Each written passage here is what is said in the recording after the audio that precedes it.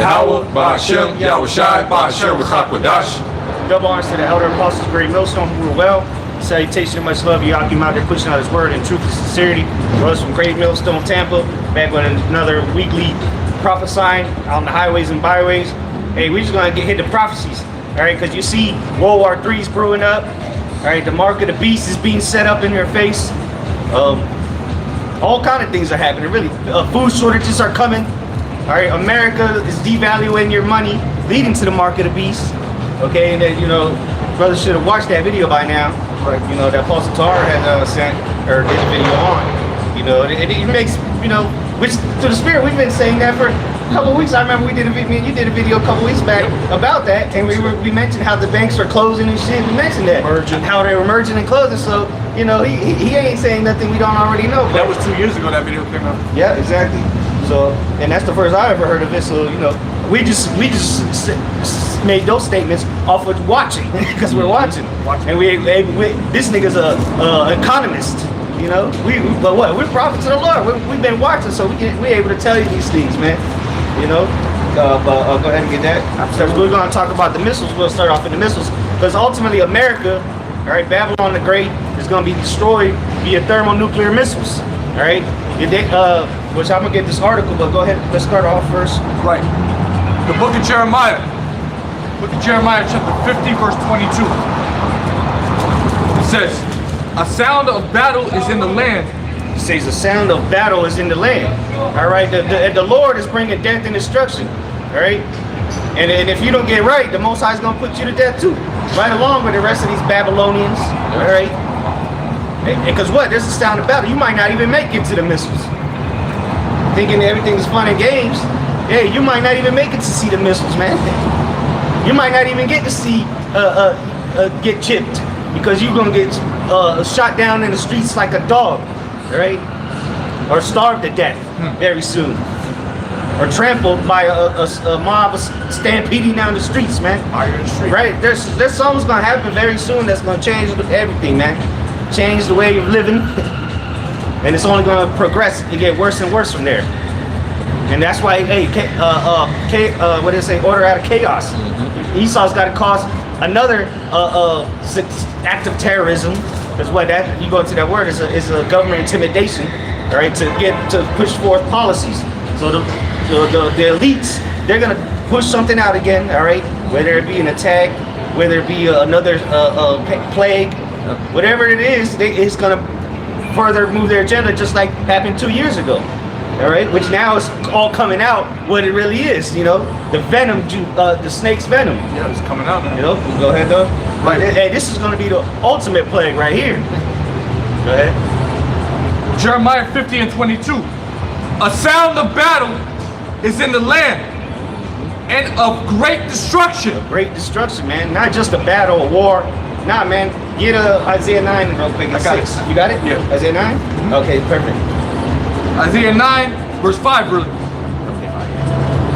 "For every battle of the warrior is with confused noise." Yeah, you watch these old movies like Troy, or Alexander.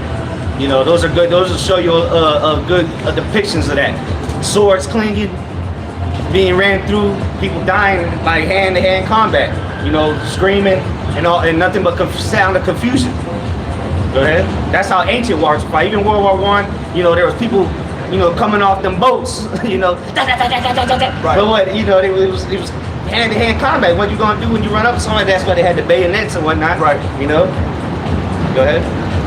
For every battle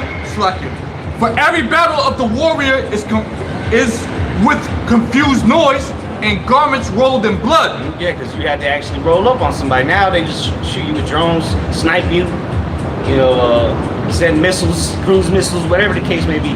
Now that a nigga can sit behind a joystick and kill you. All right? But this shall be with burning and fuel of fire. Yeah, so this war, what? The third woe, which cometh quickly, as the scriptures say, it's going to be with burning of let's say, fire, what? Burning and fuel of fire. Burning and fuel of fire, man. That's that thermonuclear fire, man. That fervent heat. That day shall burn as an oven. This is what it's talking about, man. And that's how America is going to go out. All right? America's not going to be around another 100 years. Look, America's standing on its last legs. and it's the laughing stock of the world. Your president's a joke. The people are a joke. There's no pride in America anymore. They used to be proud to be an American, sing the national anthem. Now they don't even. They just skip right on past that at events, man. So this place is finished, man. It's divided, and now you are no longer the real superpower because what? These other nations, mainly Russia, have more capable weapons of mass destruction. More advancements too. More advanced, yeah. And that's why America is going to resort to having to go to a nuclear war because they become weak. They have no other stronghold that's holding them up. They're hiding. Really, America is broken. Okay, it's become weak as the other nations. As a matter of fact, it's even become weaker than the other nations. But they're hiding behind they're hiding that, or they're masquerading that with the fact that they got the missiles, man. That's why that's going to be their last resort because they got nothing else. Okay, they got no resources to sustain a military war. They really don't. They don't got the financial backing to even to be able to finance another war. And now that your president is spending all the reserve of oil at your gas stations. Right. So that's supposed to be used for times of war. So, expect more rations. They're going to start rationing everything, man, from food to fuel, all right, to energy, period. All right, we got to shut down power grids because we can't keep them operating because we're going to war. So there's going to be blackouts in cities, okay? Water, they're going to have to cut that off. All right, it's all downhill for America from now on. Go ahead. Right, I got a quick one. Continue on that. This is Ezekiel chapter 7 and verse 25. Ezekiel 7 and 25. Destruction cometh, and they shall seek peace, and there shall be none. Right. Everybody wanted peace now. Oh, peace to Ukraine. Why does this have to happen? Well, guess what? Destruction is coming because the Lord said it's coming. Right. All right, America's days are numbered. All right? And look, all America's allies are starting to turn against her. The sanctions that America put on Russia, they ain't working. Did that stop them? No, because America's a laughing stock. Right. Nobody respects it. And there's no peace anymore. There's no going back. They're at that point of no return. There's no negotiating. Come to the table with Putin and maybe we can figure things out. No. It's World War III is what you're witnessing, man. This is the beginning stages of it. And it's gonna end ultimately with America being destroyed from coast to coast. That's in the Bible. Your brother said real quick. Your brother said that it was a laughing stock. Your commander-in-chief got dementia. Yeah. The whole world is laughing, bro. It's a joke. Even America, the biggest ally in the Middle East, Saudi Arabia, making skits about this guy, man. That's what I'm saying. Yeah. See that? Saudi Arabia is an ally, and they don't do jokes like that. But all of a sudden now they're making skits about the United States of America and the leadership over here. Yeah, your leaders. Yeah. Hey, y'all voted for them, right? Y'all voted for them. Now look what's happening. All right. Now they ain't helping you, man. They can't stop what's coming. Right. Pieces you can want all the peace negotiations and G summits and UN meet at the UN. The Geneva Conventions and all. Look, Putin don't care about that shit because what? The Lord is stirring up the king of the Medes, which is the Russians. That's right. Hey, that's why the Lord told us not to set up kings of other nations above us. That's exactly what. And you got our people are the biggest, the ones that they market after during these elections, man. They come out and vote. It was our people, so-called Negroes, Latinos, going to the voting box. Oh, Biden and Harris. Oh, that's what you get. Yeah. Oh, I gotta start bringing those stickers, man. Go ahead, though. You still got more, bro? No, that was it. Go back in Jeremiah chapter 15, verse 23. Jeremiah 15 and 23. How is the hammer of the whole earth cut asunder and broken? Right, the hammer of the earth is what? America. Going around for the last, 80 years almost, just pillaging, bombing people, setting up their garrisons, or they call them embassies, or military bases. Right. Really invading. Yeah, that's a debate, and laying down the law. All right, what happens with what does the hammer do? It beats the nails into place. Right. Beating these nations into place, putting them in subjection, putting them into tributaries, Okay, but now they're losing their power. The hammer is losing their power, man. It's the hammer. You know, it's about to break. One more hit and it's gonna break. It's gonna come into pieces, man. The iron mixed with miry clay. And it's coming to, and ultimately that great millstone, all right, is gonna destroy them all, man. And it's gonna all come crumbling down when the Lord returns. See, because all these other nations, just because the Lord's using them to bring America down, don't mean they're next. They're gonna go down right with the beast. Because they all partook with her. They all got wealthy. They all got rich. All right, waxed fat off of the enslavement of the so-called Negroes, Latinos, and Native Americans that America, all right, put us in, or Edomites, period. But you know, America would be the capital, the chief city. All right, their monument, you know. But look, now it's the scum of the earth. It's the scum, you know. Go ahead. Right. How is the hammer of the whole earth cut asunder and broken? How is Babylon become a desolation among the nations? Right. It's looked as a pathetic, you know, third world country now, man. And people are calling them out. The different leaders, they're calling it out. They're like, look, man, how can y'all tell us what to do when look at your own backyard, man? You know, there's civil unrest. There's people being shot in the streets, but you telling us about genocide and this and human, you know, breaking human rights or whatever. But look at what's been done to us here in America, man. And ultimately, it's going to become completely desolate because there ain't nobody going to be here around. All right, after these missiles hit, ain't going to be nothing, not a roach. All right, you know, Esau like said, a roach can survive a nuclear blast. Oh, we'll see about that then. There's nothing's going to be left of this place, man. You know, completely burned up from coast to coast.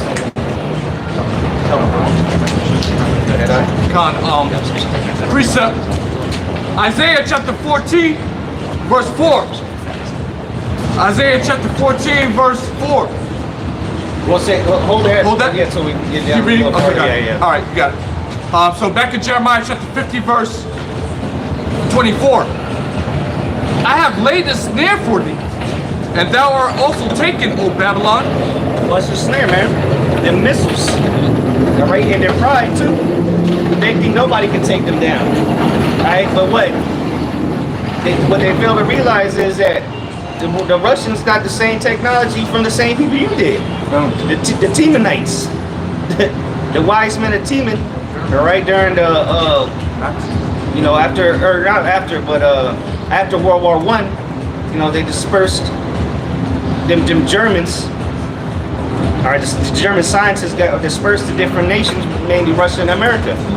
All right, that's where Albert Einstein was a Temanite, man, and he was one of the leading scientists at the Manhattan Project, and that was only atomic, you know. So this that is coming, they haven't been able to test it. Yeah, they can test the propulsion systems, but they can't test the actual nuclear, you know, like the shit that's gonna hit America. That hasn't been tested, you know.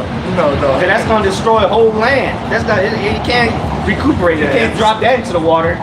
You know, they have dropped certain bombs into the water, but not the megatons that we talking about. Bro, like real quick, bro, just to kind of put a perspective on it, bro. You gotta understand the destructive power of the shit they got right now, bro.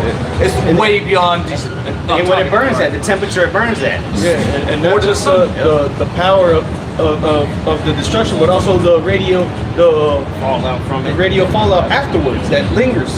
And if they did the testing in the water, that's gonna cause some tsunamis, man. Right.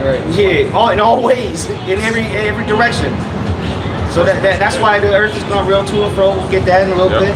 The whole earth is gonna be. That's why you're gonna have to get delivered, man. You don't wanna be here on the earth when that shit hits, man. You can be in Australia, Pakistan. You can be in Madagascar. Yeah, you might be cool for a bit over there until you feel it. Right. You see a fucking 100-foot tsunami coming, Chile, or the earth just starts opening up in random places. Hey, I seen this little quick clip, a short, the other day, and it was showing the difference, the different tsunamis throughout basically the Earth's history that have been actually recorded. And the highest one was like back in like the 1800s, and that thing was like hundreds of feet high, man. Japan, right? It was higher. I don't remember exactly where it was, but it was higher than the Eiffel Tower. It was higher than all the skyscrapers in New York. And that was the highest reported tsunami ever reported, man. We're talking about hundreds of feet, man. For everybody. Shit, you trying to get through a 5-foot wave. That shit'll crush you. Right, exactly. You see surfers on 5-foot waves and they get crushed. Take it to the bottom, crack their heads. Ocean serious. Yeah, imagine 100-foot wave. That's why even animals, they know it's time to go. Fucking the ocean, though. But real quick, actually, you guys. I got a quick precept. Last verse. And I have to bring out this article. This is Job 5:12. Job chapter 5, verse 12. He disappointed the devices of the crafty, so that their hands cannot perform their enterprises. And the crafty is these Edomites. Matter of fact, get it in the blue letter. The word crafty there. Because the hand of the crafty, man, or with the smith that blow the pole. But what they have counsels for this, man. All right, we're gonna do this.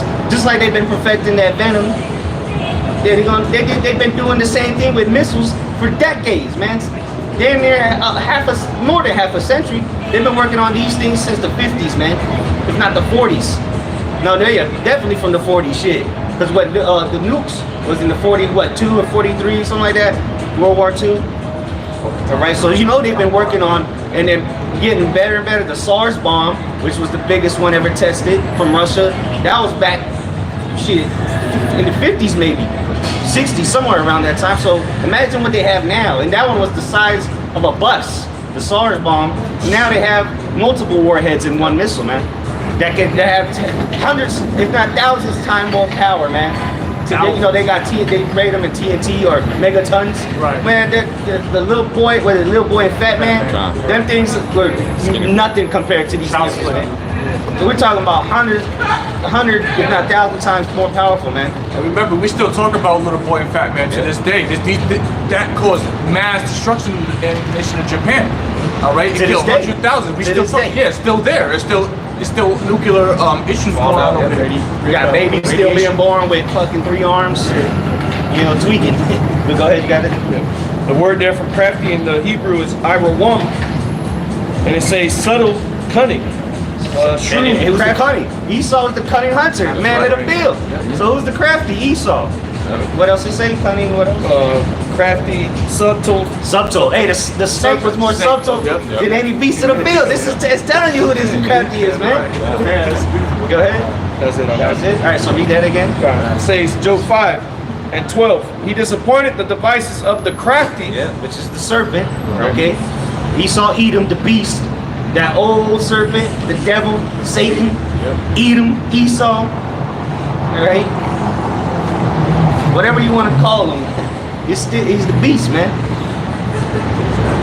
So that their hands cannot perform their enterprise. Yeah, and what's their enterprise? Ultimately to fulfill that new world order, which they're going to get very close, but they're not going to be able to do it because the Lord's going to return. Because, you know, that's part of their plan, to blow shit up. That's part, it ain't like it's something new. This is the first time this nigga dropped bombs on people. This nigga's willing to take whole countries out, and that's his plan. But what he failed to realize, because of his pride, it deceived him, is that this is the Most High's plan, man. Right. But he think, oh, you know, we're gonna upset it. You know, maybe the Lord ain't gonna come back, you know. But they ultimately are gonna come. It's gonna come to a screeching halt, you know. Because once they're gonna be scared to push them buttons, man. But the Most High gonna put a spirit on them too. There's a movie, it's an old movie. What's it called? It's with the kid from Ferris Bueller's Day Off or whatever. It's called Warfare, I think. And he pretty much was a hacker, and he had hacked into their system, into the NORAD system out there in Cheyenne Mountain, where control base for the missiles are. And he set the timer off pretty much. So then people were bugging out, but so they're gonna be scared, man. But he thought it was a game, you know, he thought he was playing a game or some shit. But nonetheless, they were scared, that's the point. But what the Most High is gonna make them shoot missiles, all right? And he gonna make them fight the Lord when he returns too. And a lot of you men are gonna be drafted to World War III, so enjoy that. Be destroyed. Yep. And it's a one-way ticket. You ain't coming back. It says verse 13, he taketh the wise in their own craftiness, and the counsel of the forward is carried headlong. You know, so their own plans is meant to destroy them. So That's that snare that brother read in Jeremiah. Yep. their own subtlety is what's leading to their destruction, because through their subtlety that they've been working throughout the earth, throughout history, now the nations are being woken up to their subtlety. They shown that sleight of hand, and they realizing that what the left hand was showing, they were disguising something underneath the right hand. Okay? And the Lord gave them power to give power unto the whore for a moment. You know, time to the Most High. Now he's starting to pull back. You know, those that were confederate with thee, they're starting to pull back, man. So America is finished. All right, Esau is finished because he's divided from all nations. You know, and it's only gonna get worse and worse for him. When the Lord returns, that's it for him, and then he's gonna have 1,000 long years of slavery, man. And it's gonna. The best thing about it, the sweet thing about it is the first ones that go into slavery are gonna be the ones that never worked a day in their life. Those are gonna be the first slaves, and they don't know how to work is. They don't clean toilets. They never picked up a rock. They ain't done no manner of hard work in their life, and they're gonna be getting whooped, putting heavy ass chains on them, yokes of iron, while they out there in the hot sun burying dead bodies. Yep. And that's just the beginning. But that was it. Go back to that, brother. And then we'll get this article. Jeremiah chapter 50, verse 23, or 24 rather. I have laid a snare for thee, and thou art also taken, O Babylon. Babylon, man. Because again, Babylon is the chief city of the beast, man. The one that has been the hammer of the earth, the one on the forefront telling everybody what they can and can't do. All right, but what? The Lord separated Esau a while back to go into Russia, and now those are that's the feet of the bear. That's the end of Esau, man. They're the ones that are gonna destroy ultimately Babylon, and the beast that's gonna hate the whore. They're gonna side with the bear, man. Right, which is Russia. All right, that's why the Lord has all these things going on in Europe right now, and not just in Europe but the Middle East. All right, sides are being chosen because World War III is coming. And that's biblical. Go ahead. And thou wast not aware. Yeah, thou was not aware. Because of what? Their pride, man. When you're proud and haughty, what? You got your chin up. You're not looking to see where you're walking. You're too proud to realize what's going on. I ain't gonna touch. I was new wood, you know? And that's why he just kind of sleeps his ass. That's right, brother. That's what's going on. And thou was not aware, thou art found and also caught because thou hast striven against the Lord. And that's the main reason why the worst thing is going to happen to Babylon, because that's the worst captivity that Israel has been under, man. They touched the apple of the Most High and took it to a whole nother level. All right, even Antiochus did the fourth. All right, Antiochus Epiphanes the fourth. What the Romans did. They ain't got nothing compared to what America has done. Well, really, since 1492, around that time frame. Since then to now, it ain't been nothing compared to, this time ain't nothing compared to what they've done, and it's gonna get worse. All right, because the time of Jacob's trouble, the Most High is gonna use Esau for one last whooping stick. You know, that's why it's the time of Jacob's trouble. So you see why this nigga's been trying to be your friend, though he crouches himself. All right, he about to turn up on you. You thought he changed? You thought this nigga changed? You gonna find out otherwise real soon. Well, you should know by now, but most Jakes are oblivious to what's really going on, man. They're just living in La La Land because they got some greenbacks, you know, some Hellcats. Okay, yep. You know, Hellcats and AKs. Yeah, Hellcats and AKs, man. And just because you can live at the element, you know, we see a lot of niggas come out of here, man. They think the white man has let them make it, man. Eating crumbs off the table, not even eating the crumbs that the roaches leave behind. Go ahead. Right. Verse the crumbs off of the crumbs. That's what you get. Go ahead. Though. Jeremiah 50 and 25. The Lord Yahweh hath opened his armory and hath brought forth the weapons of his indignation.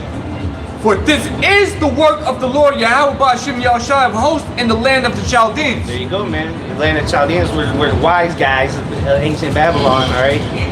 Well, what? These are the weapons of the Lord. These thermonuclear missiles, all right?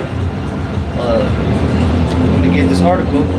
One that's called Satan 2. All right, this is on Washington Post. And then right under it says democracy dies in darkness. But it says Russia's Satan 2 missile changes little for U.S. scholars say, which that's their pride, man. That's their pride, man, because they're hearing this, they're testing it. A missile called Russian Satan 2. That's the weapons of the Indian nation, man.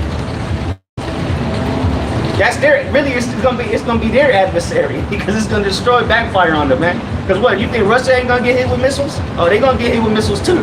Not to the level of America, of course, but they gonna get hit with missiles. Have no doubt about it. You know. Yep. America got some missiles. Don't forget about America's missiles. You know. They're gonna shoot their missiles. They're gonna get all of the missiles gonna get shot off because it's a fail-safe system. One missile gets shot off, they all going off. Russia ain't the only one with dead men switch. They have whole procedures for this, man. They just gonna let them go, you know. And then you gonna see them leaving from a city near you, like in the movie, the newest Judgment, Terminator. What was it? Genesis.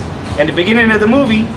You see the niggas on a plane, little black boy looking out the window, you see missiles taking off from everywhere, man. Especially out in the Midwest and shit. That's where a lot of them are, in them silos, man. Abandoned buildings. But those are the weapons of the Lord. That's his earth. He's bringing them out of his armory, right? The weapons of his indignation, the righteous anger. Yeah, the missiles are really the Lord's weapon.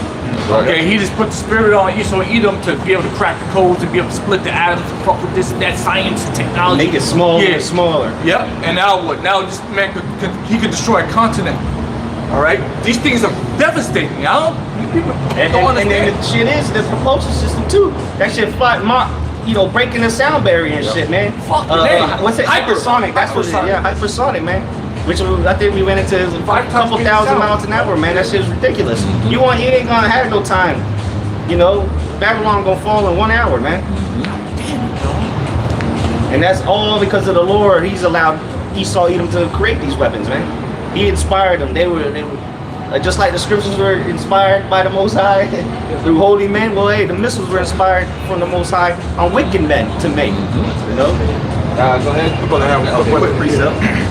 This is the book of Job 18. I'm gonna start at verse 7.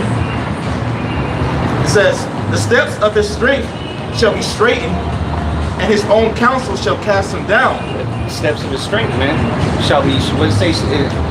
His own counsel shall... No, read it again, the first part. Oh, God. This is the book of Job 18, verse 7. The steps of his strength shall be straightened. Straightened, man. S-T-R-A-I-T, right? Nah, so he's gonna be a difficulty, man. He's gonna find that the closer and closer he gets to his newer order, the harder and more difficult it's gonna be for him, man. Because this shit ain't gonna go his way. He got everything planned out to the T, which he does. He's had this for centuries now. How they gonna do it? And as his technology has increased, he's been able to do it and more precisely. You know, to the point where he can fool the whole world. You know, with his media. But as it goes on, it's going to get more difficult for him. And his counsel is going to, what it say, it's going to fail him? Yeah, it shall cast him down. It's going to cast him down, man, his own counsel. Because ultimately, he's been getting counsel from Satan. And the Satan's about to pull back his card, man, redeem, taking back his VIP card from Edom. Like, you can't use this no more, man. Reads on, verse 8. For he is cast into a net by his own feet. And that's that snare, man. By his own feet. Exactly. He laid the trap and forgot where it was. And he's gonna step right on it, man. It reads on, it says, and he walketh upon a snare. The jinn shall take him by the heel, and the robber shall prevail against him. The snare is laid for him in the ground, and a trap for him in the way. You know, man. So, and then the thing is that he's setting not only traps for himself, but other Edomites setting traps for him too. They all, so it's a house divided. Exactly. House divided. Can't stand it. These niggas just laying traps everywhere for each other. You forget where they are. Mines. The landmine. Remember that game on the computer? Old ass on mine. Minesweeper. Oh shit! I don't know where it was. So hey, it's all downhill from Edom, period, man. It's a nigga in the Hellcat. Go ahead. Back in Jeremiah chapter 50, verse 26. Oh, you can get that precept you had in Isaiah. You said you had one. Let me read this though real quick. It's good. It says, come against her. And again, this is Jeremiah 50 and 26. come against her from the uttermost border. Yeah, and that her, this is how you know what Babylon is. That her, who's her? It was Babylon considered a her? Or is that great whore, man? All right, ancient Babylon wasn't called a her. But the great whore is, which is America. So that her is Babylon, all right? Babylon the Great, Mystery Babylon, okay? The mother of harlots, or what? Virgin daughter of Babylon. Yeah, virgin daughter of Babylon, witchcraft, or the mother of witchcraft, right? Or Harlots. Yeah, so this is the place, man. That's gonna be taken. Go ahead. Come against her from the uttermost border, open her storehouses, cast her up as heaps, and destroy her utterly. Let nothing of her be left. Yeah, that's what the missile's gonna do, man.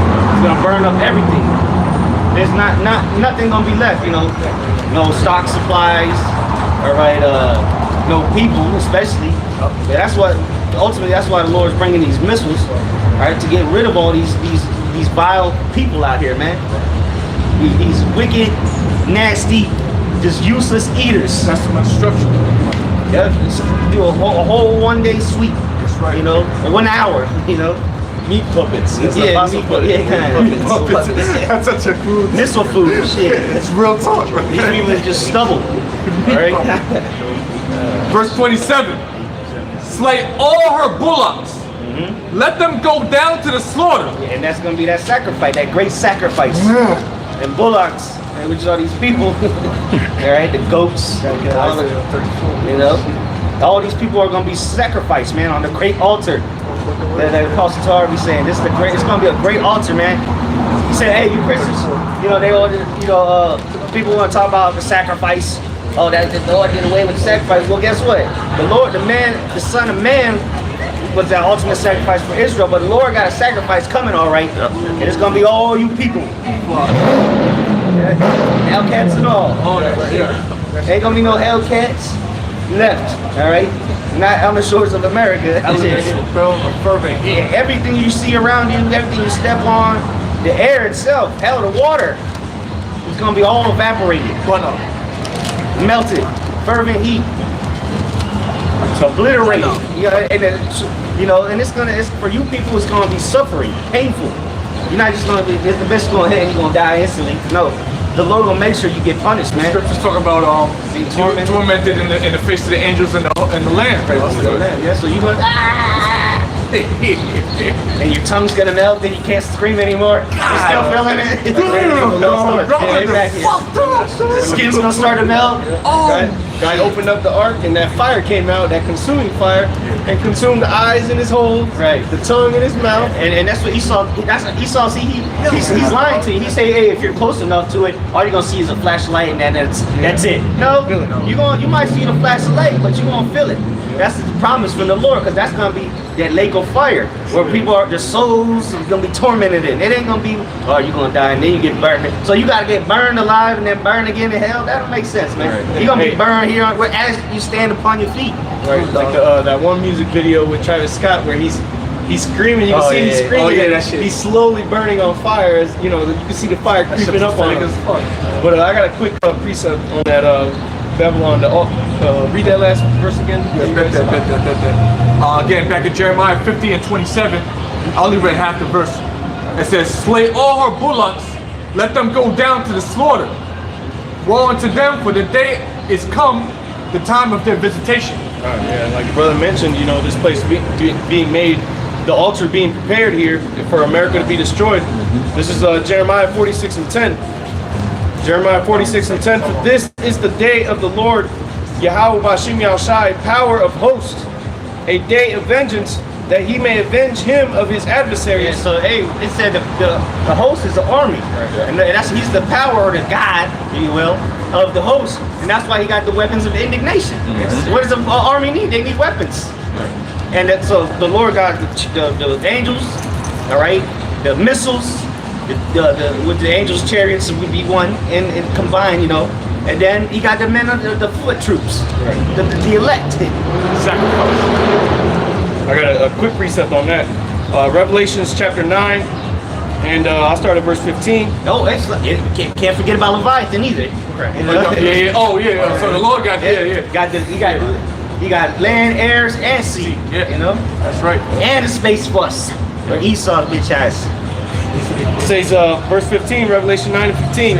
And the 4 angels were loose, which were prepared for an hour, and a day, and a month, and a year for to slay the third part of men. Yeah, that's Edom. That third part of men is Edom. Yep. It says, Yeah, because that's going all the way back to the beginning. And as it was in the beginning, so shall it be at the end. Lord separating everybody back to either the sons of man, the sons of the wicked, or the sons of the Most High.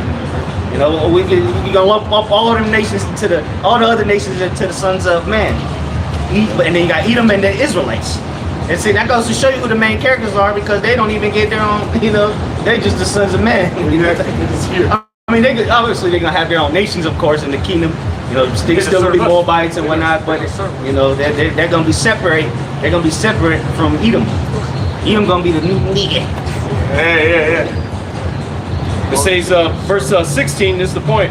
And the number of the army of the horsemen were 200,000, and I heard the number of them. And that's talking about the missiles, man. Thermonuclear warheads. All right? And all the other missiles they got too. The Moab, the mother of all bombs. All right? Anything that can blow up is going to be shot off, man. All right? The Lord's going to make it. He's going to put us, and if somebody ain't around to push the button, guess what? This is going to start up and go anyway. But it's not possible? Shit. Motherfuckers combust instantaneously before. You don't think the Most High can spark them motors up? And think that can happen? Yeah. Oh, here we go. Here we go. See, more meat puppets. That's gonna be destroyed. Back in this Jeremiah 46 and 10, it says, for this is the day of the Lord power of hosts, a day of vengeance, that he may avenge him of his adversary. And the sword shall devour, and it shall be satiated and made drunk. Read that again. If a brother wants to get Ariel, get Well, I want him to get to this point real quick. Oh, okay. Like, yeah, so tell him that. Deuteronomy 32, where it says the glittering sword. So like, let me finish this. Okay. 46 and 10, it says, and the sword shall devour, and it shall be satiated. So the swords, the missiles, all right, get the missile sign, the ICBM sign. Because this is the sword, the ultimate sword. Which remember, this is Esau's blessing. So of course he would make an ultimate sword, something to be able to destroy nations on command, man. So, but what? It's going to fall upon. He's going to fall upon his own sword. Go ahead. And made drunk with their blood, for the Lord power of hosts hath a sacrifice in the north country by the river Euphrates, which now we know. Say something about the day. No. Oh, what? Oh, that's what I want. Because brother read that was his visitation. The day of their visitation is here. So this is the day of their visitation when this sacrifice comes, man. The great slaughter. Go ahead. Yeah. So it said real quick, because I want to make a point here. It said, "And the sword shall devour." Again, talking about these missiles. It says, "And the sword shall devour, and it shall be satiated and made drunk with their blood." So let me get that word "satiated" there real quick. Satiated. It says Jeremiah 46 and 10, because how do you satiate something? So let me get that word. It says satiate. It says in the Hebrew is shabai, and it says to be satisfied, be sated, be fulfilled. It says to be enriched, to glut, filled to satisfaction. Okay, have enough, filled. Okay, so the Lord's pouring in his cup of his indignation, man. He's filled up. It being filled up with the judgment. So real quick, this is how the Lord's filling it up real quick. This is Deuteronomy 32, start at 41. Deuteronomy 32, verse 41, it says, if I wet my glittering sword. If I wet my glittering sword, how's the Lord going to wet it, man? With the blood of these people, man. He's filling that cup up with their blood.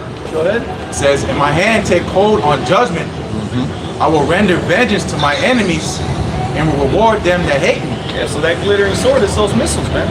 You see it, you know, they show you in those games, the Super Smash Brothers, when you smack the dude out of the screen, you see him float off in the background, and then when he disappears, it's a little beep. little shiny, little twinkle. Yeah. So that's some missiles, man. That's that glittering sword. Yeah. And that's what you're gonna see coming. And it's metal, so that, you know, it's gonna, if the sun hits it, it's gonna have, you know, reflection almost. You know. And that's if you get to see it. And that motherfucker's gonna be moving so fast, man. All you're gonna see is the warhead coming down and then blow up. And if you're lucky enough to be far enough, you're gonna have to see that heat wave coming, and then it's gonna be a bad day. I mean, hypersonic is faster than the eyes, man. It's gonna be so. It's gonna all happen right before your eyes. Yeah, and it becomes hypersonic after it comes out the side, though. It's gonna go, and then it's gonna adjust whichever way it's gotta go, and it just, and then it's gonna go to the atmosphere, release the warheads, and then come raining down upon them. So the Lord's gonna rain down, just like he abated rain in the days of Noah. Well, it's gonna rain again, but this time it's gonna rain nuclear missiles. Fire. Next verse. Deuteronomy 32, verse 42. Deuteronomy 32, verse 42. I says, I will make mine arrows drunk with blood. That's another word for the missiles, thermonuclear missiles. Arrows. Well, Esau tells you that. Yeah, broken arrows, missing missiles. You know, so this is the sword, all right, the arrows, the weapons of his indignation, the plague, all right.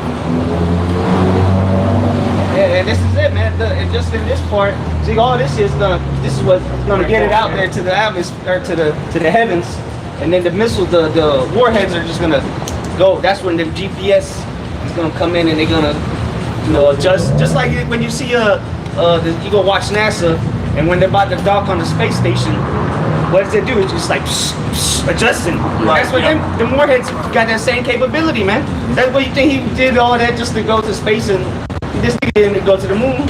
So this nigga, he's been perfecting that technology for a reason, man. Right. Go ahead. Deuteronomy 32, verse 42. I will make mine arrows drunk with blood, and my sword shall devour flesh. Yeah. And then how it's gonna devour with the fire, man. That's what it's gonna be, how it's gonna devour people. All right, and it's gonna be drunk with the blood, because what? It's gonna be bathed in it. Okay, go ahead. Yeah, I'll finish it though. Deuteronomy 32, verse 42. Finish it up. It says, and that with the blood of the slain and of the captives from the beginning of my revenge is upon the enemy. Yeah, and who's the greatest enemy of the Lord? The Edomites, the ones that are trying to change everything synthetically, all right, artificially. MR this and MR that. You know what I mean? You know, changing your whole, changing everything, man. When the Lord made the earth to be perfect, but now look, it's all morons leading the world. So what do you have? People, even bigger morons that under them. Right. You know, as the king is, so shall the people be. Yep. So who is the biggest enemy? The one that consistently tells you that the Most High is wrong. Go ahead. Yep, I got you. Isaiah 34, in verse 5. Isaiah 34, verse 5, it says, for my sword shall be bathed in heaven. Right. Again, the sword is the ultimate sword is the missiles, man. And that's, again, those are the weapons of the Lord. All right. And it is perfectly, it's perfect that the Lord gave it, who is the Lord, which is Isaac, and who gave Esau the blessing? Our Lord did, all right? The father of Jacob and Esau. And now look, how is he gonna come back and take that blessing, but he gonna make Esau use that sword one last time to kill himself, man. Yeah, that's what Yahushua said to Peter. What do you think he meant when he said that? He said, he that liveth by the sword shall die by the sword. That's Esau. Prime example. So Isaiah 34, verse 5, it says, for my sword shall be bathed in heaven, behold, it shall come down upon Idumea. Yeah, so we just explained how it's going to come down upon Idumea, because the missiles go out to orbit, so to say, and then they come down. They're going to come literally raining down, all right, with some destructive weapon. They even call it weapons of mass destruction, because it's going to come raining down. Idumea, in this case, is America, okay? Idumea. This is literally Idumea. All the architect, you know, it's all, look, the buildings, it's all Idumea. Where's Idumea? You know? It's a mountainous region. Petra, you know, where we later will go to. Mount Seir, you know, that was in Idumea or Edom.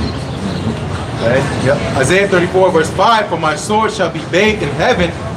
Behold, it shall come down upon Idumea and upon the people of my curse to judgment. Yep. It was the people of his curse, the one that the Lord had indignation forever. Yep. All right, that's the people of his curse, because what, they literally have a curse. They're the curse of Cain. You know, the same curse that Cain received. That's the people. He got a whole people now. You know. Yep. Isaiah 34 verse 6 says, the sword of Yahweh is filled with blood. It is made fat with fatness. And what that fat with fatness is with a sacrifice. All right. So the Lord's sword is going to be bathed with all that. All right. And guess what? Some of our people are going to be part of that too. That's right. Because what, they want to be joined hand in hand with the wicked.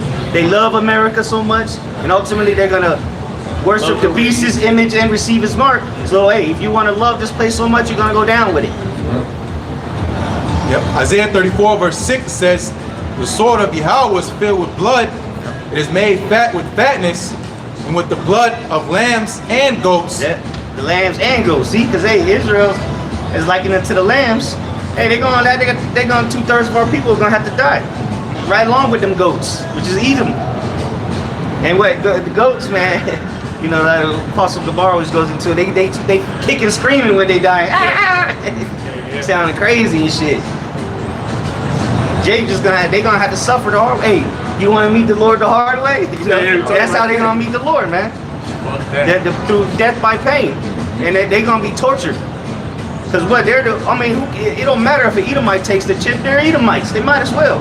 They should be more Edomites should be taking them chips as we speak. Live it up while you can. Our people, you're gonna take that chip, then you're denouncing the Lord, man. And a lot of I ain't gonna say a lot, but there's gonna be Israelites that claim to be out here. They teach, you know, maybe they watch videos. They're gonna end up taking them chips, man. Because what, they lack faith. It wasn't given unto them. They don't fear the Lord. They fear Edom. Yep, I'll finish it. Isaiah 34 verse 6, read again, says, the sword of Yahweh is filled with blood. It is made fat with fatness, and with the blood of lambs and goats, with the fat of the kidneys of rams. For Yahweh hath a sacrifice in Basra, which was a chief city in Edom. Another chief city of Edom. And that's where the sacrifice, what's the chief city today of Edom is America. All right, America is what he uses to push his agenda forward. And of course the other beast nations, you know, in Europe mainly, you know, Sweden, England, you know, those nations of course, but America is really the ones that push forward these trends, man. And the whole world goes after what America does. For a long time they've been doing this. But very soon, as you see that's happening, these nations are starting to wake up and smell the fresh air. So that's why the main judgment, because they're going to continue to fight. The main judgment is in Basra. I would say the great sacrifice. Yep. And that great sacrifice is in Basra. You know? Yep. Finishing it, Isaiah 34 verse 6, finishing up, it says, for Yahweh have a sacrifice in Basra, and they gave a great slaughter in the land of Idumea. A great slaughter, man. And get the word there for great, because it's going to be great, all right, but it's going to be complete, a perfect destruction. All right, a glass mingled with glass mingled with fire. It's going to be something. It's going to be a sight to see, man, and a terrifying one at that. All right, ain't going to be no celebrations except for the elect with the Lord. All right, that's going to be the celebration that the angels are going to be praising the Lord. All right, and we're going to be praising the Lord for delivering us out of this, you know, because it's going to be a scarce. The scriptures say that the righteous shall scarcely be saved. You got it out? Yeah. God thou wall. Yeah. It says Got a wall? Yeah. Okay. Which is Like H. okay. Yeah. H1419. It says great, large, in number, in intensity. It says loud in sound. Loud in sound, all right. And it's gonna be an intense great number, because what? There's hundreds of millions of people here, and not only here in America, but around the world, people are going to feel the effects of it. And what else? Anything else I got on there? Same. Yeah, more on that preset. No, that was Go ahead, Ad. Yeah, so. Yep.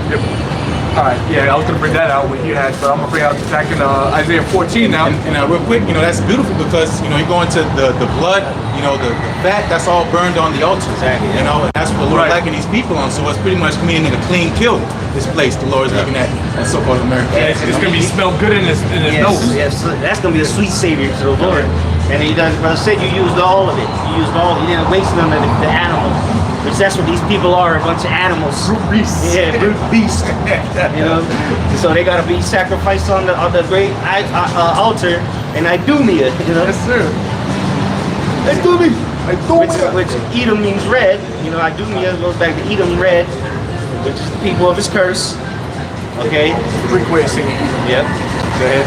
So Isaiah 14, we'll skip around a little bit. Isaiah 14 and 4. It says that thou shalt take up this proverb against the king of Babylon Yep. and say, how hath the oppressor ceased? The golden city ceased. Right. That's what people are gonna say. How does this? Man, look, they're gonna look at the timeline like, how does America lose its power? Well, the Lord brought it down. The Lord stopped the oppression, man. That's the main thing that's gonna be stopped, man. The oppression of the Israelites and of the world, period. Because that, like we read earlier, the hammer of the earth. Right. All right, go ahead. Verse 5. The Lord hath broken the staff of the wicked. The staff of the wicked, man, which is the rulership. The Lord is breaking the staff of the wicked, man, or staff, scepter. Those are some for the somebody in power. Yeah. And the Lord is breaking it, man. And he's been breaking it. It's been slowly over the years, and now it's picking up, man. Now the prophecies are coming quicker and quicker. Nobody respects America anymore. It's a damn shame, man, that our people still have some kind of hope in this place, man. Seeing what's going on around the world, seeing what the condition of this place, and our people are the #1 supporters of America, man. Yeah, because people want to join hand in hand with success, but now this kingdom is falling, so now you got to join hand in hand with the fall of it, Right. It says, the Lord hath broken the staff of the wicked and the scepter of the rulers. He hath smote the people in wrath with a continual stroke. Yeah, that's right. The Lord's gonna He's gonna smite these people with a continual stroke, man. All right, because these plagues are gonna be back to back. All right, those birth pains, they're gonna come back to back. All right, which they've been happening, but then you had a little moment of some pain, no pain, like when a woman goes in travail, right? Might be all right. Every 10 minutes she's having contractions, but now it's gonna be contraction, man. Yeah, and ain't no what they call it, epidural.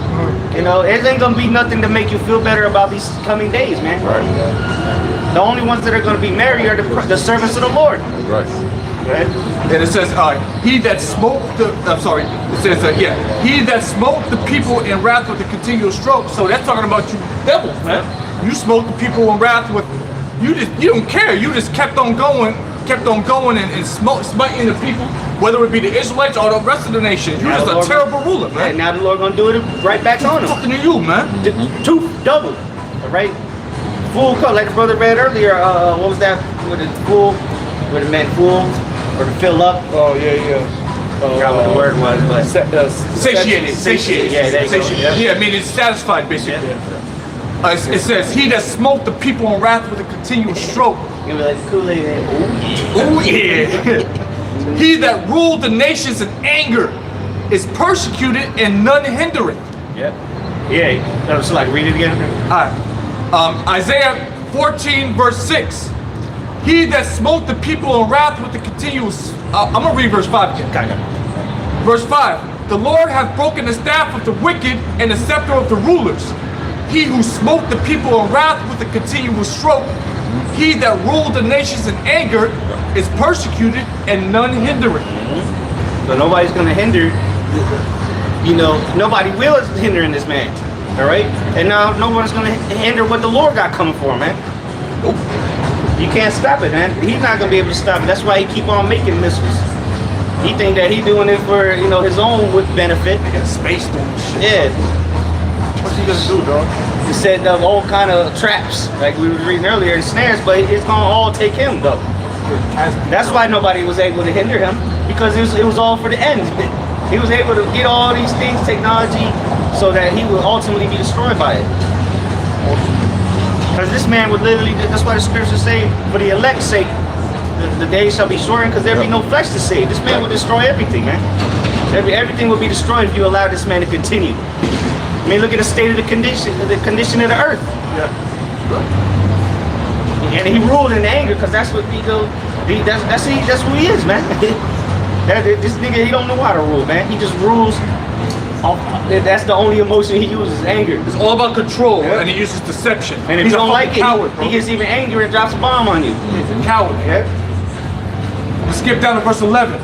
Isaiah 14, verse 11. Thy pomp is brought down to the grave, and the noise of thy vows. Yeah, they're pompous, man. They're you know, proud. They're haughty. You know, and it's gonna be brought down to the ground. I said the ground, right? Or the grave? The grave. The grave, right? Even better. Hell. Yep. So that's gonna be the death of him, man. That pride, man. And look, that's why, you know, pride is coming before destruction, and our people have taken that on because of the ruler, the one that's been oppressing them. All right, now, and that's why they're gonna die with him. But that's the, I mean, you want to see pride, man? Just look at these elites, man. But you can't see them, you know, every day like you see these Edomites. But even these low level Edomites are proud, you know, thinking they're better than everyone. Oh yeah, they think that. Even a fucking hillbilly, dirty ass cracker in the middle of the woods.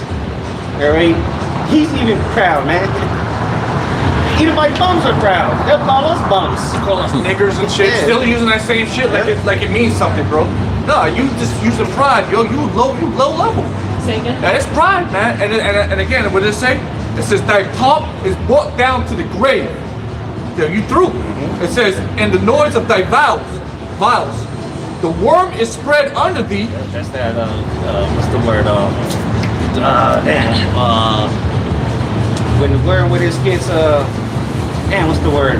The worm when it has the worms is decayed. Decayed, There you go. yeah. You know, so this place is decaying, man. Decaying. Perfect word, bro. Perfect word.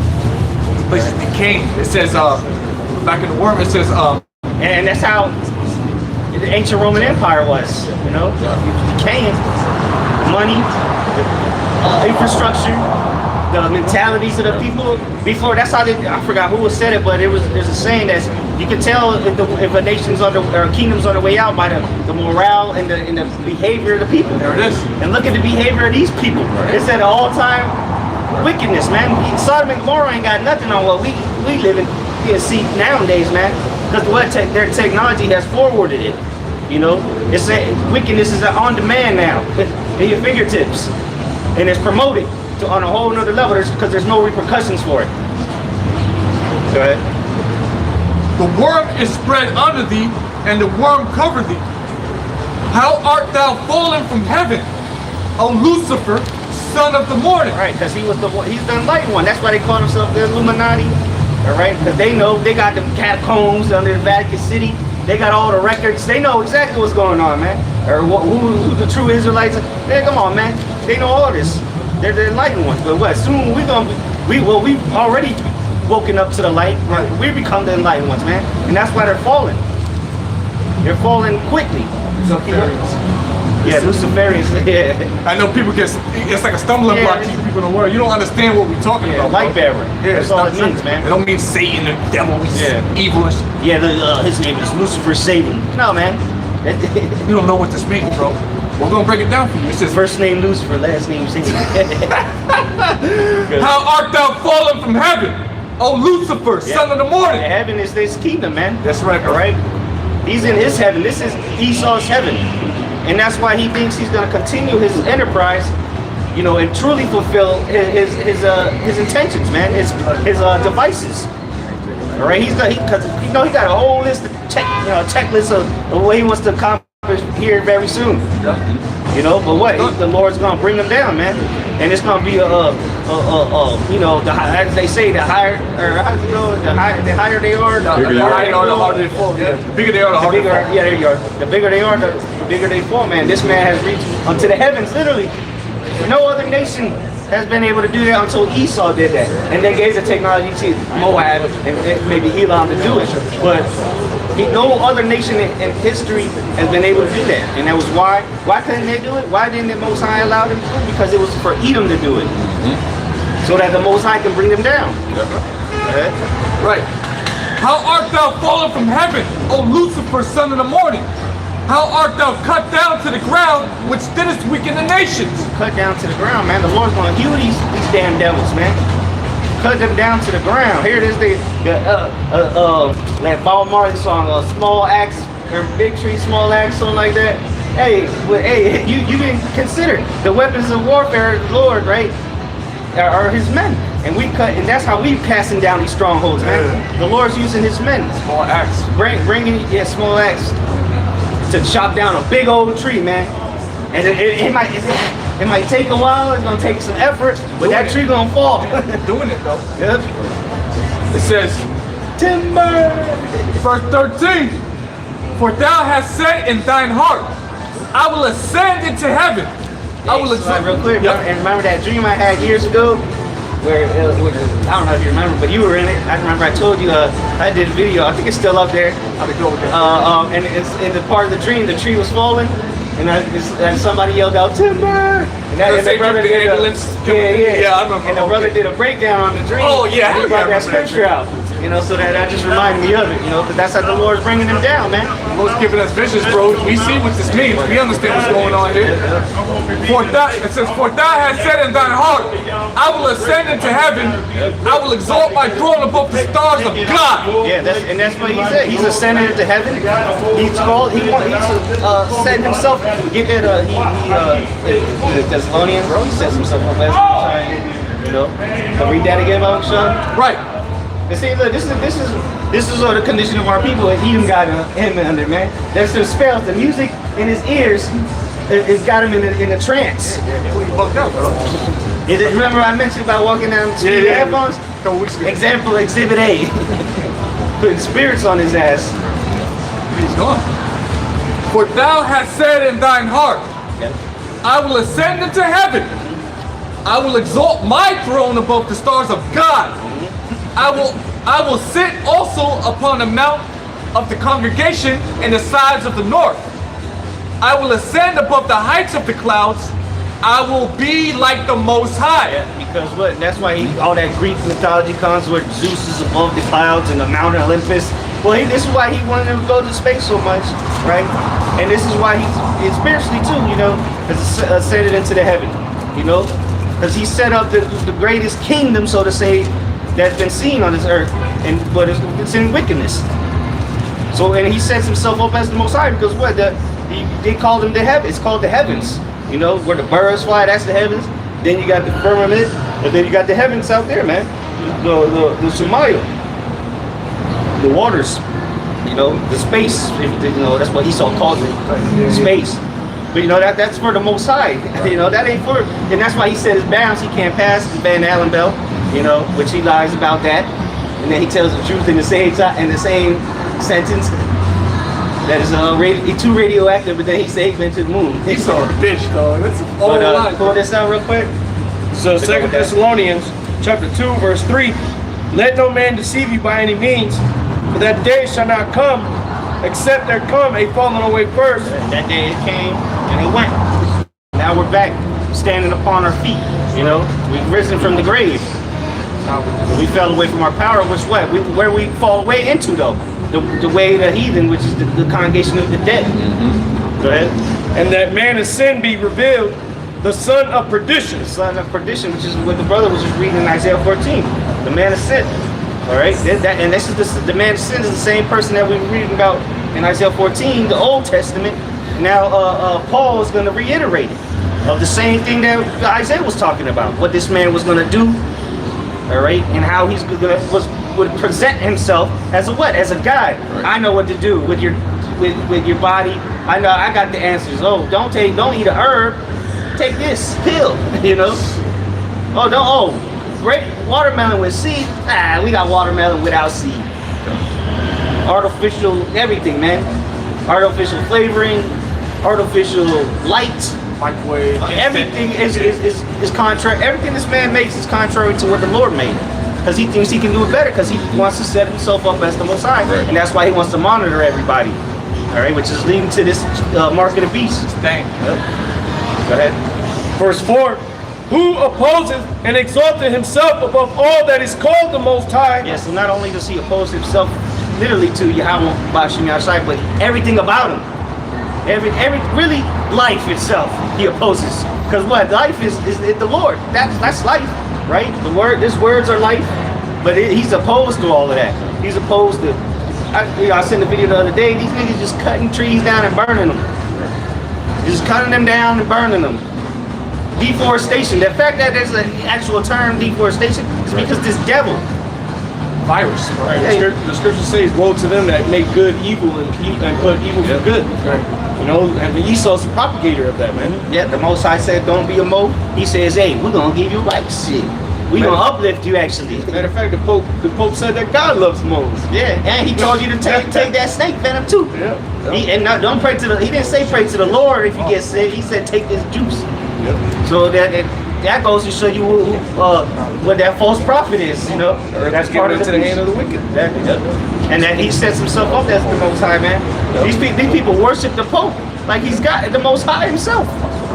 Madness, man. But he got to get driven around in a bulletproof box. Right. Come on, man. It says, who opposes and exalted himself. And matter of fact, he opposes himself so much against the Most High that the things have been flipped upside down. Yeah. So things are completely opposite. And everything that this man pushes is death. Yep. You know, everything. Well, women rule over men. Yeah. And that leads to death. Literally. Yep. It says, who opposes and exalted himself above all that is called the Most High, or that is worship. Or that is worship. Because what? You were supposed to worship Yahweh Bashim Yahshai. Alright? But what does he want you to worship? The beast in his image. So he contrary to what you're supposed to worship and sets up what he wants you to worship. You gotta trust in the science. That's worshiping it. Two people line up to do it. You know, idol. It's an idol. You know what I'm saying? What do you do with the idols? They would worship him. Right. And this is basically telling you that he's the Antichrist. Yeah, exactly. Because it says who opposes, and if you take out and exalted, and it would read, and opposes himself above all that is called. So he sets himself up against the Most High, which is an adversary, which is the Antichrist, right? Yeah. Which is Satan. Like the Lord said, there are many. You know, and what happens when you worship him? You become an Antichrist. You join that wagon, the paddy wagon.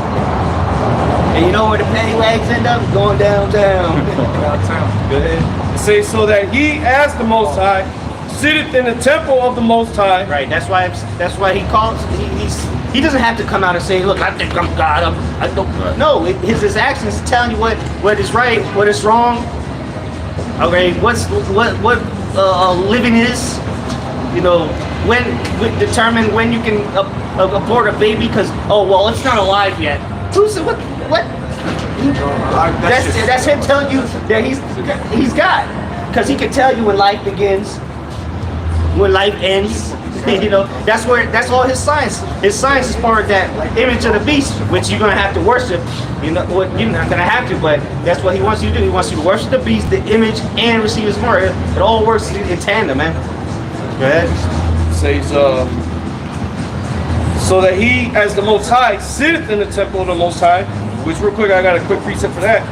Obadiah, verse 3. The pride of thine heart hath deceived thee, thou that dwellest in the clefts of the rock, whose habitation is high, that saith in his heart. Now, he's sitting up there in the heavens, man. You know, up in space with his International Space Station. And all these satellites and shit. Constantly watching everything, man. Exactly. Yep. That's the guy upstairs, so to say. Yeah, you know? Yeah, exactly. He's made himself the guy upstairs. Yeah, exactly. Some fucking weirdos up there in the space station, man. Yep. You know they're fucking weirdos up there by themselves. Who knows what they be doing, man? Right. Bunch of weirdos. Yeah, I mean, just imagine, just think about what they do in the military. Yeah. Imagine when they do it up there. But no one's gonna see it. No one will ever know. Nigga shitting. Yeah, man. You know them women out there, boy. Yeah, them women out They gotta, there. that's why they gotta send the women to their throat because, or they send a bunch of faggots up there. And then it goes to show you that they're not supposed to be up there because what happens when they come back down? They're lost body, they lost muscle mass, their bones are feeble. Y'all ain't supposed to be out there, man. Right, yeah. They gotta be in chambers. Yeah. It says showing himself that he is the Most High. Yeah, and he's showing himself, man. He's exalting himself above the Most High. Omnipotent. He's everywhere at once. He can watch you through your phone. He can watch you through the street cameras. Matter of fact, he wants to check so he can know where you at, what your heartbeat is beating at. How many shits you took? Yeah. How many Which nuts way? you busted? Yeah. Oh, you busted too many nuts this month. We gotta keep you locked down at home. Tie your hands behind your back. And then he tells you again, everything ultimately falls back to his science. He tells you what's right and what's wrong. Well, this helps you. This is that. This is this. You know, it's all a bunch of bullshit though, man. Because it's contrary to the Most High, man. He's opposing himself against the Most High. And that goes to show you again, like we mentioned earlier, who the biggest enemy is. The man that's doing all these things. Now let's take a look around the world. Who's doing it? There's only one people. And here you go. The beast, the dragon.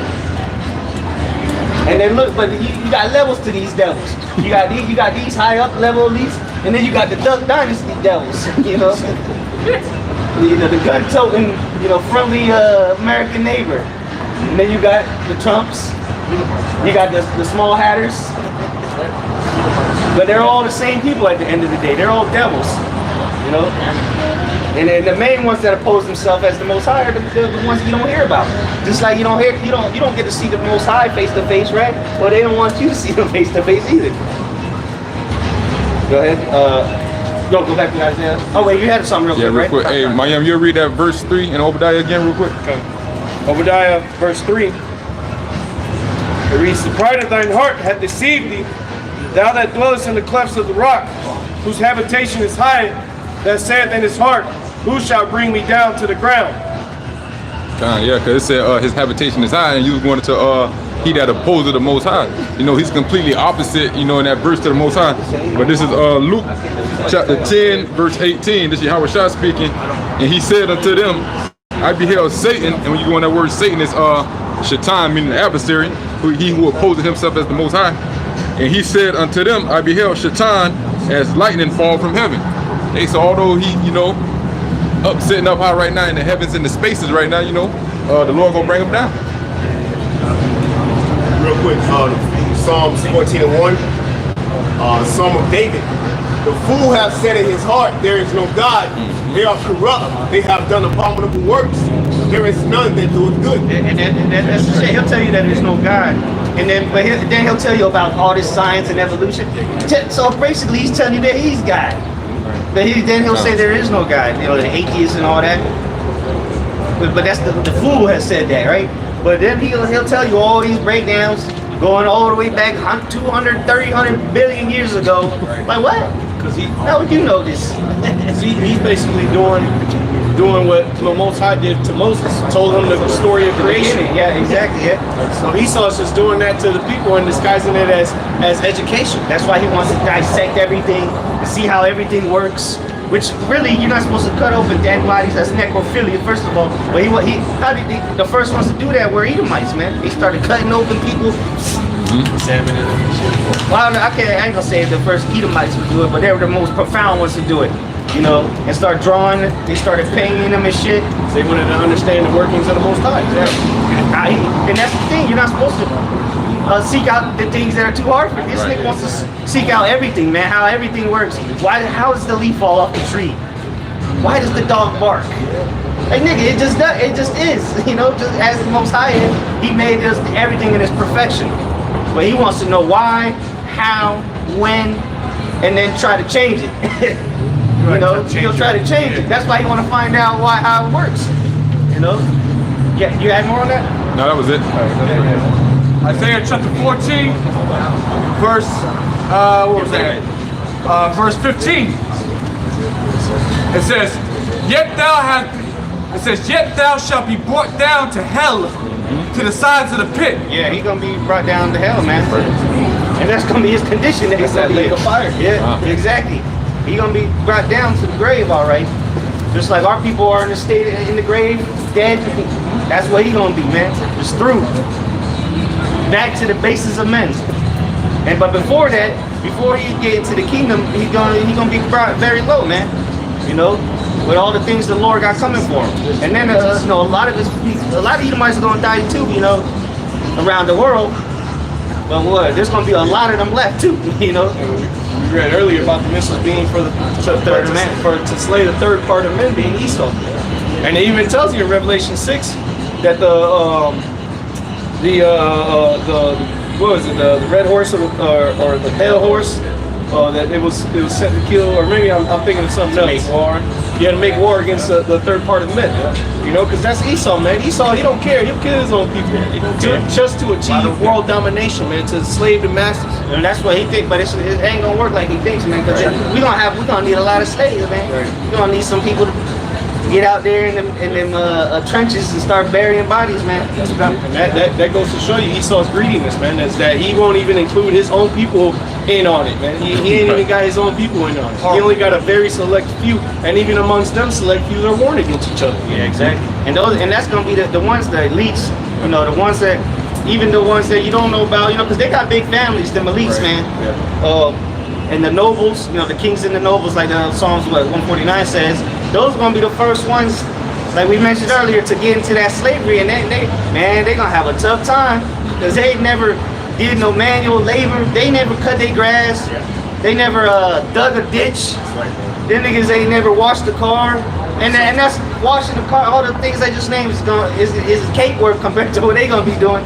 They gonna be, you know, with the motherfuckers gonna have masks on. Since they want everybody to wear masks, we're gonna put some iron masks on them as they burying the bodies and shit. And then they gonna start breaking shit, rocks, you know, and start building up shit, you know.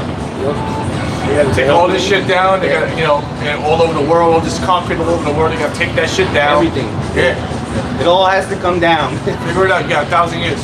And them old feeble, you know, them old frail Edomites, man, they gonna get their backs whooped out there in the sun. They gonna be, oil's gonna be coming off of them. It ain't gonna be a fun day for them when the Lord returns, man. And that's why they want to hide. Say the scripture say that the rocks fall upon us. Yeah. So they're gonna be trying to hide, man. They don't, because why the reason they're hiding? Because they know what's coming. Yep. They know that the Lord is coming back with vengeance. And they see it. They're out there in space. They see the shit out there. They know they can't fight it. Yeah. Angels be doing drive-bys on them. Yeah. They can't fight that shit. Them fucking astronauts are probably shitting their pants up there. What the fuck is that? Huh? Yeah, even the heathen gonna be whooping their ass in the yeah. They're gonna be. They gonna get the licks in there. It's your fault, motherfucker. It's your fault. They're gonna be, so to say, over them, you know, to keep them in line, kind of keep the order. Yep. You know, while you know we living it up. While still working though. Well, those heathens, yeah, like you said, the heathens are gonna be over the Edomites, and those heathens belong to us. So Right. you fucked up our stuff, man. You over there, you fucking up the heathen, you fucked up him and old Moab. And they're gonna be mad because, like Brother said, they're gonna remember. But them first fruits of slavery, they're gonna consist of other heathens as well, and they're gonna know why y'all in this condition. Pissed You know, off, motherfuckers, yeah, dog. be beating his shit, eat them. You know, Catch them in alleyways.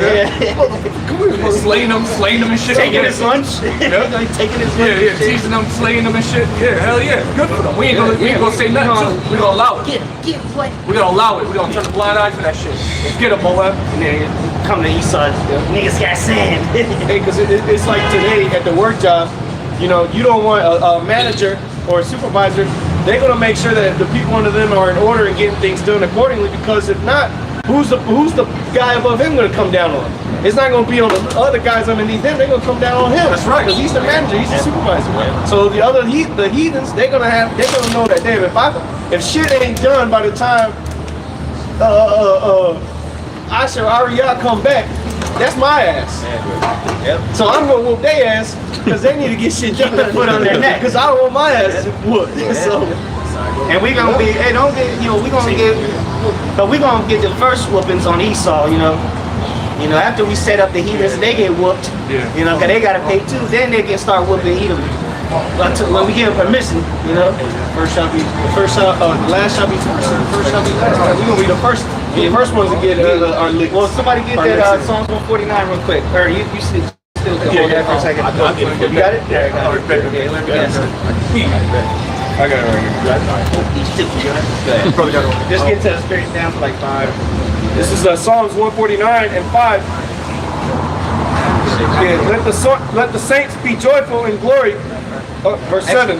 Yeah, you got it. Psalms 149 verse 7, it says, verse 6, let the high praises of the Most High be in their mouth and a two-edged sword in their hand to execute vengeance upon the heathen. Execute vengeance. Whose vengeance? The Lord's vengeance. So we're going to execute his vengeance. The saints are. Right? Here's the faith and the patience of the saints. Revelation 13. Alright? So we're going to get to execute the vengeance on the heathen. And what is that going to do? That's Edom, Elon, Moab, Ammon, right? Canaanites, Philistines, all them damn heathens. Japheth, there's nobody even. They're not even really. They're Japheth, you know. They just there. They're just there, man. Yeah. But they're still going into slavery too. They might have it the easiest, but compared to Esau and Ham, but. It says, to bind their kings and punishments upon the people. Right, so we're going to be punishing them. Hey, that's what the saints are going to do. Right. So everybody talks about saints. Well, the saints are supposed to bring vengeance and punishments, put punishments on the people. And it's going to be with that sword. And then spiritual whip. You know, like airbender. Smack you with some air. In Revelation, it says, break the nations with a rod of iron. Yeah, I got you right here. Pieces, man. Yeah. You got it? Yeah. Get that real quick. Revelations 2, start at 25. But that which ye have already, hold fast till I come, and he that overcometh and keepeth my works unto the end, to him will I give power over the nations, and he shall rule them with power over the nations, man. Right now, Esau got power over the nations. Right. We ain't got no power. The Israelites, even the elect of the Lord, ain't got power over the nations right now, man. We got spiritual power over there. That's our power. The spiritual. We got spiritual power over there, but we can't. Hey, go do this. Yeah, you know. exactly. You might be a boss at a job or manager, but hey, you still got a manager above you. Shit. You ain't shit. Yeah, you just in this world, you ain't shit. Yeah, exactly. But according to the Spirit, we are something. Exactly. We are somebody. We can. Well, we got the word, so that we can cut you with anything sharper than a two-edged sword, man. Something sharper than we could. Hey, I would say, how to go? A spirit wounded, a wounded spirit. Who can heal it? who can bear it. Who can bear it? Who can bear it? Yeah. So hey, your a physical ass whooping, you can get over that. You know, it's a wounded spirit. You gonna take that to the grave. That's right. Yeah. Go ahead.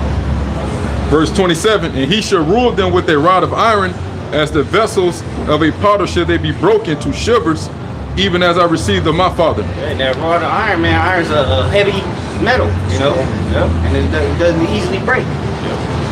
That's why they make iron blocks for cars, you know, motors out of iron. You know, they're not easily broken. Aluminum, that should be breaking all the time. And it, you know, but another story. But the iron, the point is, the iron, you know, it's a heavy, you know. So imagine hitting somebody over the head with an iron rod, man. Yeah. That's dead. You're dead. Yeah, they show you that in these video games, man. You pick up one of those weapons, Iron pipe, it's just a iron pipe, and you beat somebody, club somebody to death with it. You hit them once, one good time, they're out of there. Just get stuck in their head. You know? It says Psalms 149 and 8, to bind their kings with chains and their nobles with fetters of iron. No, man, so they're kings and they're nobles. You can get some chains slapped on them, fetters of iron, all right? Iron, again. So it's gonna be, as they're doing all these jobs in slavery, they're gonna have to carry them things too. Yeah. Just like, you know, you go to prison, they got the ball, chain and ball. Yeah. Well, they're gonna have iron on their necks, all right? They're gonna be chained together too. And if that nigga dies, you gonna have to carry his ass too. Just like they did to us, man. Corpse. Yeah. Because even dead weight, if you will. Dead weight. Everybody who sees an Edomite in the kingdom of heaven is gonna know that he's a slave. You're gonna see those fetters on. You gonna have the yoke of iron, the big old shit they used to put on us. Where's the slavery sign? They might show one in there. They show anything in there? They got one. You know, for the runaway, just in case he run away, he run into the trees, Yeah, he gets the stuck. woods, yeah. They don't have it on there, but One on the right there, all the oh yeah, this one right here. Yeah. There you go. Barely see it. Yeah, you gotta lift it up a little bit, bro. Yeah, put it up to the camera so get a good picture. And that's nothing compared to what kind of shit we gonna have Esau wearing. Right. That was, you know, Jake was taking off with that. Esau ain't gonna want to run. Well, He's gonna be out of gas in 8 footsteps. It's gonna be. And he ain't just gonna be getting put in the hot box. Nope. He gonna die. Yeah, he gonna see what torture is. How long is he going? We're gonna be able to torture them mentally. Not we don't. We can just put him in a room in the dark and just plague his heart. But the scripture say, "Give me ain't plague with the plague of the heart." I already got one planned out for them with the crows. Brothers know the dark room with just hearing crows for 3 days straight. Jibber jabbers, mockingjay.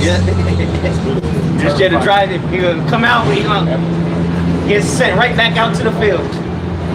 Hey, because if I may back you up real quick, because the scriptures say the Most High is the King of terrors, right? And Yahushua in the book of Job, the 18th chapter, is he's the King of terrors. So how much more is man? Because the scripture said if this was his kingdom, we would serve shall fight. So that I'm backing the brother up, man. We meditate terror, man. You know, keep the spirit by Was not David a man after the Lord's heart? Are we not of the house of David? Well, Lord's will, we are part of that number, but the elect is of the house of David, man. And David was after the heart of the Lord, man. We're gonna have power over spirits, you know. So we're gonna send spirits on him.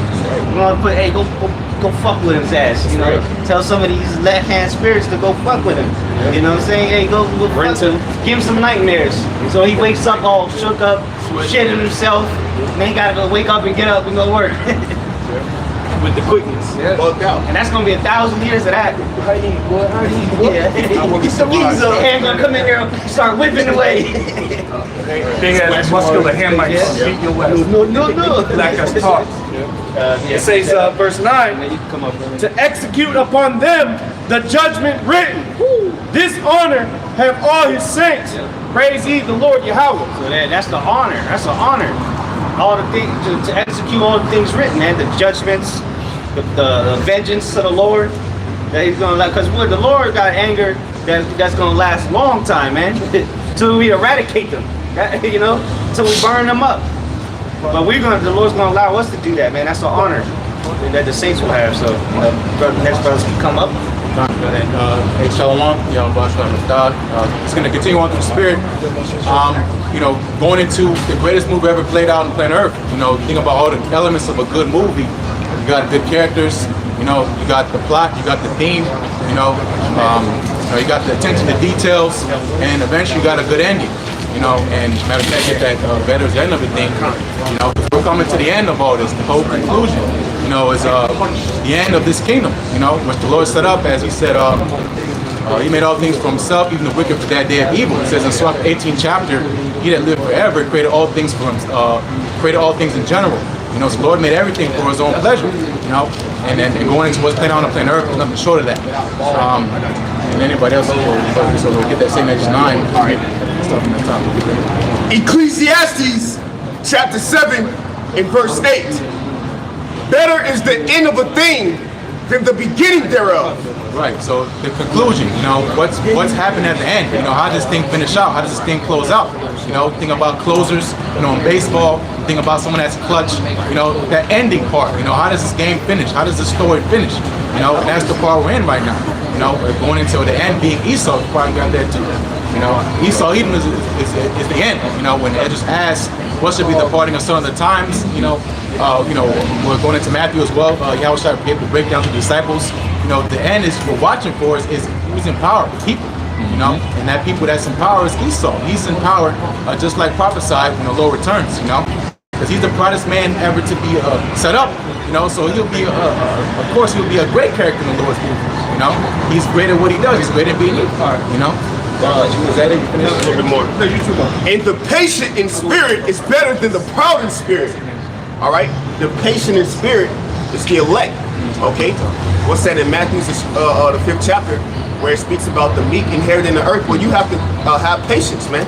And it's not just you just sit on your ass and just watch the, nah, you gotta be productive in this work. That means suffering, man. That word patience means to suffer. All right, meaning what? You have to go through something, man. But that's better to have something to suffer for, and chiefly it being your how about me outside, than to have to suffer a death it's in vain, man. You die for nothing. All right, it says better. It says in the patient in spirit, it's better than the proud in spirit. All right, so now here it is. You done boasted up. You done got high, yeah. But now what the scriptures say now? Hey, the Lord hath made all things for himself. Yea, even the wicked for the day of evil, and everything that is proud is an abomination. You understand? So you're gonna be brought low, man. Yep. So better it is to be patient, to wait your turn. Hey, there's a saying in the world where they speak how the turtle, you know, he always he's slow, but what? He finished first, right? The rabbit, hey, he took off, but somehow this nigga lasts. Why? Because it's prophecy, man. Bro, you moving at a pace of your help watching me outside. Right? Go ahead.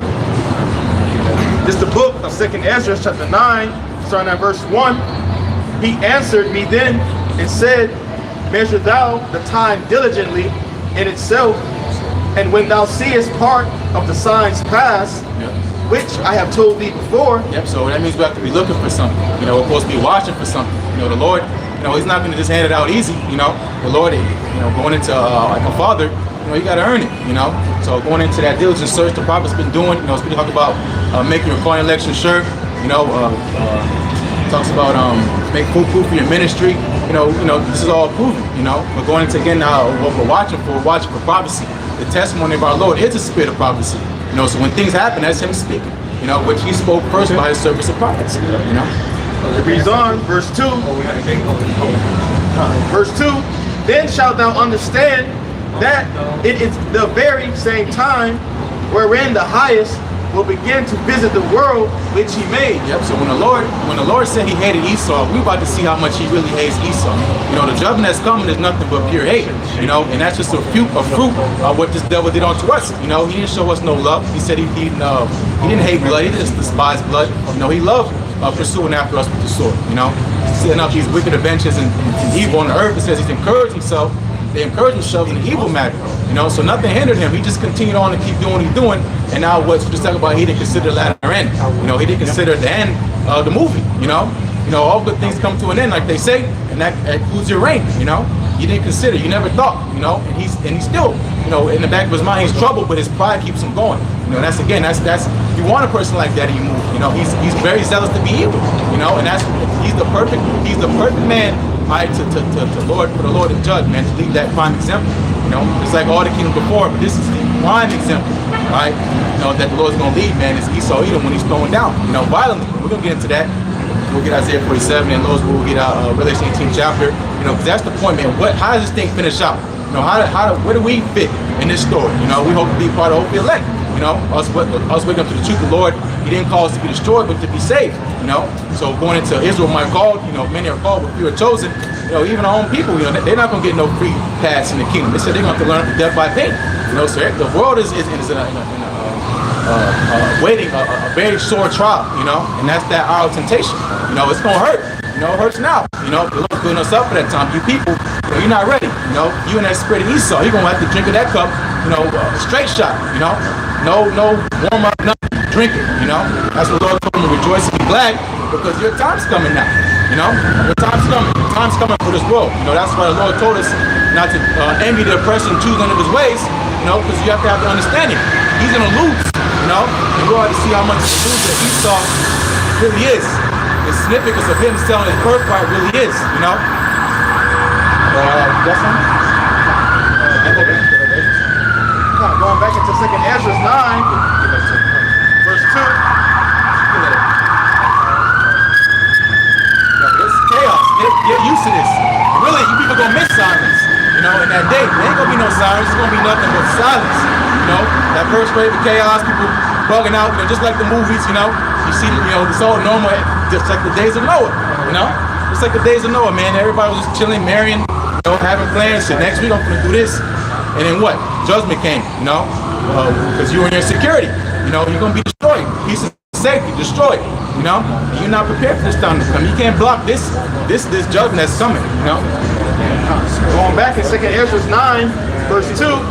Then shalt thou understand that it is the very same time wherein the highest will begin to visit the world which he made. Right, and that starts first with Israel. You know, the Lord's coming to visit his people. That's why judgment shall begin first at the house of the Most High. You know, so the trial starts first with us. The Lord's gonna deal with his house first. Like in Amos, and all the famous of the earth, I have only known you. That's why I'm chastising you for your iniquity. You know, so the Lord deals with his house first. He gets his house in order, which is the house of David, okay? And then he's gonna deal with everything else, you know? And that includes 2/3 of the wrong people, you know? But going to the visitation that's coming, you know, everybody's gonna get that rap, you know? The Lord says he's coming to judge all the nations, you know? From top to bottom, you know? And they're gonna have to deal with what's coming, you know? Again, the time of the Lord coming back. That's why, again, you know, when our eyes being open, the Lord revealed his truth unto us. It says in Habakkuk 2nd chapter, you know, write it plain upon tables that he may run that readeth it. You know, run, you know, meaning a sense of urgency. You know, when you're in danger, you're in a sense of urgency. You know, you're not lackadaisical. If you're gonna get caught in that building, you're gonna be burnt alive. You know, when we got out the building, that burning building is so-called America. You know, It reads on, verse 3. Therefore, when there shall be seen earthquakes and uproars of the people in the world, then shalt thou well understand. Yep, well understand. It's clear. There's no confusion. The Lord says not the offer of confusion. Is this the end? It's absolutely the end. You know, the Lord made clear signs for us to look for us to know that's the end. It's the end. There was no debating. You know, you people again trying to, as Scripture talks about, you putting it off. You can't put this day off no more. Right. Now you got to deal with it. Now it's so funny that appointment. You said, oh, I'm gonna set that for a later date. No, the date is now, man. All right. You know, the day of the Lord it's been the day of the Lord. You know. That's why I should say the day shall come as a thief in the light. The day of the Lord shall come as a thief in the night. The Lord gonna spoil this whole land, man. You know, he's only gonna redeem his elect. Just a quick precept off what you said, because what he said was beautiful. This 2nd Esdras 9 and 6. Even so, the times also the highest have plain beginnings. So, like the brother said, you know, you asking for the end, clearly you can discern, like, yo, this is the end. So, like the brother said, what's beautiful, the Lord ain't all the confusion. He gave you the signs. Matthew's 24th chapter, 2nd Esdras 9 from the top, told you things that will clearly be happening in these last days. So he's not the author of confusion. You can't say I didn't know. Read it again. It says, even so the times also the highest have plain beginnings and wonder and wonderful works. It's like a wonder and powerful works and endings and effects and signs, man. How many damn blood moons and solar eclipses it's been over the last like 5 years? It's been crazy, bro. Super moons and back to back. I never remember that, man. You know, you just look up in the sky and then I remember putting the little glasses on and the moon in front of the sun, man, for a certain period of time. Yeah, that was like a couple years ago, Yep. within the last 5 years or so. In the camp. Blue moons, one of the blue moon or something like that. Yes, all types of signs. Something like that. Red, all kind of stuff, man. And it's not confusing to us. Like the most ain't author confusion. We look at, we know, okay, yeah, we know what's going on. The Lord is setting us up. He's showing us the signs. The rest of the world, they take it all for granted. All these signs, they take it for granted. Oh wow, look at the solar eclipse. They got the glasses on. Oh wow, you know. When we look at it, oh fuck, this shit's about to get fucked up here. So we gotta get ourselves right. We gotta serve the Lord now, because the Lord is showing the signs now. The signs in the heavens, the signs here on the earth. All these things that are happening. When the scriptures say, don't be dismayed. Be not dismayed. That's the signs in heaven. So we looking at this thing like, okay, yeah. This Lord's about to make a fucking power move right now, and he's gonna lift his elect up, and we gotta make our call and election sure. Yeah. The world knows. It says in Joel, the Lord's gonna put a spirit upon all flesh, that the sons and daughters may have dreams and prophesy. For paraphrasing. So all flesh, that even means birds. The birds know it's the end, you know. But what's happening is the Lord is letting them delusions you chose to be upon you, man. You chose the delusion. You saying that the world can continue on, and like the mindset of Esau, his house continue forever. That's a delusion. You know, you're lying to yourself. You know, and that's because again, you also don't believe in Yahweh Shai. You know. It's the book of Luke 21 and verse 25. All right, going into the signs and the end of the times that we're in. Luke 21 and verse 25. And there shall be signs in the sun and in the moon and in the stars, and upon the earth distress of nations, with perplexity, the sea and the waves roaring. All right, it's showing you, hey, we at the end. We got the Lord is showing us that these are the signs of the end, showing you that, hey, this is the time that the Lord is getting ready to bring down this wicked ass kingdom. The reason is that because what's happening is obviously not normal. You know, what's happening upon the planet Earth is not normal. You can't say you ever went through, your grandparents can never said they've been through something like this. You know, the scriptures talk about Daniel's a time like no other. You know, and this is just the warm up to that. You know, so it's all going to get to a point of no return, which we already passed that point. You know, it says the beginning of sorrows. We already entered into that door. You know, you ain't turning back from now. You know, you can't. There's no going back to that old glory back in 2010, 20, whatever. You know, 1990, that old hip hop age. That's all done. You know, Tarantino movies. You know, the greatness of this kingdom is over, man. You know, it says that in Isaiah 24th chapter. You know, the tabrets and the myrrh, it's all gone. Okay. You know, but again, you people are just really just being led to the slaughter. You know, you're holding on to false hope. You know, you can hold on to that hope until it's all gone, until it's evaporated. You're not gonna have no hope. You know, everywhere you go is gonna be trouble. You know, this maybe I got some here, I got some saved here for my backup plan, my whatever. You know, maybe you doomsday prep, but that's why we always bring out Amos. You know, woe unto that desired day of Lord. You know, you thinking you covered. Right. Yo, if this man Esau, he got nothing but time, money. You know, all the resources upon the planet Earth, and he can escape this judgment. How you that's working nigga regular 9 to 5 gonna escape the judgment? This nigga's going somewhere out of, you know, somewhere in the world that's not even on the map. You know, you can't find him. You can't Google where he's gonna go. All right, he's probably already there now. You know, sitting down, you know, eating, watching people destroy yourself. You know, and thinking he's gonna come out like the phoenix in the ashes, all right, and lay out that plan, which is that chip. You know, so this is all getting to that point when the Lord's breaking this world down. You know, and you're either gonna bow down to the devil, okay, which he bows down to the Lord, you know, or you're gonna bow down to Yahweh Shai naturally. That's what we did, you know, through the spirit power Yahweh Shai, you know, doing it the easy way, so to say, you know, because what we're going through is easy compared to what these people have to go through. Right. He said, my yoke is easy, meaning it's bearable. You can do it. You know, JPR, man, you know, but you can do it. You know, you're still here, right? You know, it means you can do it. You know, and the Lord gonna be with us through every step of the way, man. You gotta do that. It's achievable. It's exactly. He didn't say an impossible task for us. He said that for Esau. Right. He hates him. He said he loved us, Jacob. Where hast thou loved us? Was not Esau your brother? You know, but I hated him. I hate him. You know, the Lord gonna show again. He gonna show how much he hate Esau. You know, because the Lord is chastening us to correct us. Right. All right, but he's going to chasten Esau for his destruction. He told us that in Baruch, right? You will not sin unto the nations for your destruction, but because you moved me to wrath. But the chastisement that's going to come on Esau is for his destruction. Okay, so that's what separates us from him. There's no salvation for Esau. Exactly. The Lord chastened us little by little. He allowed this man to build up a tab that he's not going to be able to write a check for. Right. You know? He's the only people promised annihilation. Exactly. No root, no branch, nothing. You know? He didn't show them. Okay, that's what the scriptures tell us, man. Hey, live it up, man. Rejoice and be glad. This is as good as it gets for you. This for you. Yep. Live it up, man. You want to be a demon and a devil? This is the time to do it. Okay, because that's really what's in his heart and in his spirit. Doing it. Yeah, he's doing it. He is doing it. Shit, fuck. Motherfucker's doing this great job being a demonic being, bro. But it's gonna be over soon. All right, we're in 2022. The Lord's gonna turn. He's gonna wrap this thing up soon. All right, so if you're over here trying to find God, and you're an Edomite, man, you just be a fucking demon, bro. Go ahead, go ahead and rape kids. Do your thing. Do your thing. That's your thing. Okay? Enjoy it now while America's still standing, because when it's over, hey, you're never gonna get a chance to do those things again. And it goes to show you that all the shit that the so-called conspiracies that's behind closed doors and him raping children, goes to show you that he's really doing it because he's trying to make laws that make it a sexual preference for people to actually like babies, man. And you would think that this shit is like it's part of the alphabet. It's part of the alphabet. You think it's a joke, like no, bro. But no, they making it. Oh, how the hell, bro? How the hell is that all right? That's disgusting, bro. What those and all the laws, legislations come from up top. You feel what I'm saying? It's sent from up top, then it's down. So now you know all the conspiracies coming out to be true. He really raped the kids. He liked little kids, little boys preferably. All right. And now he'll be able to do it openly without nobody saying a word about it. And if you got something to say about it, you're a hater, right?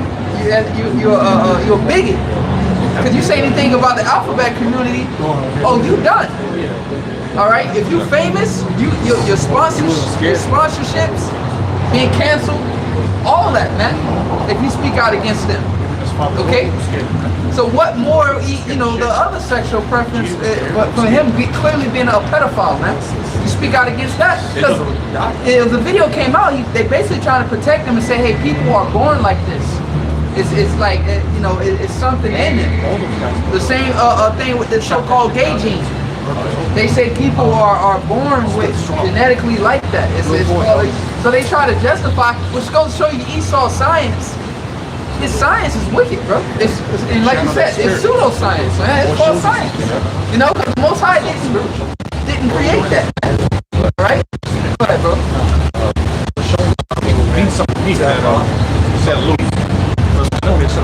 The book of Luke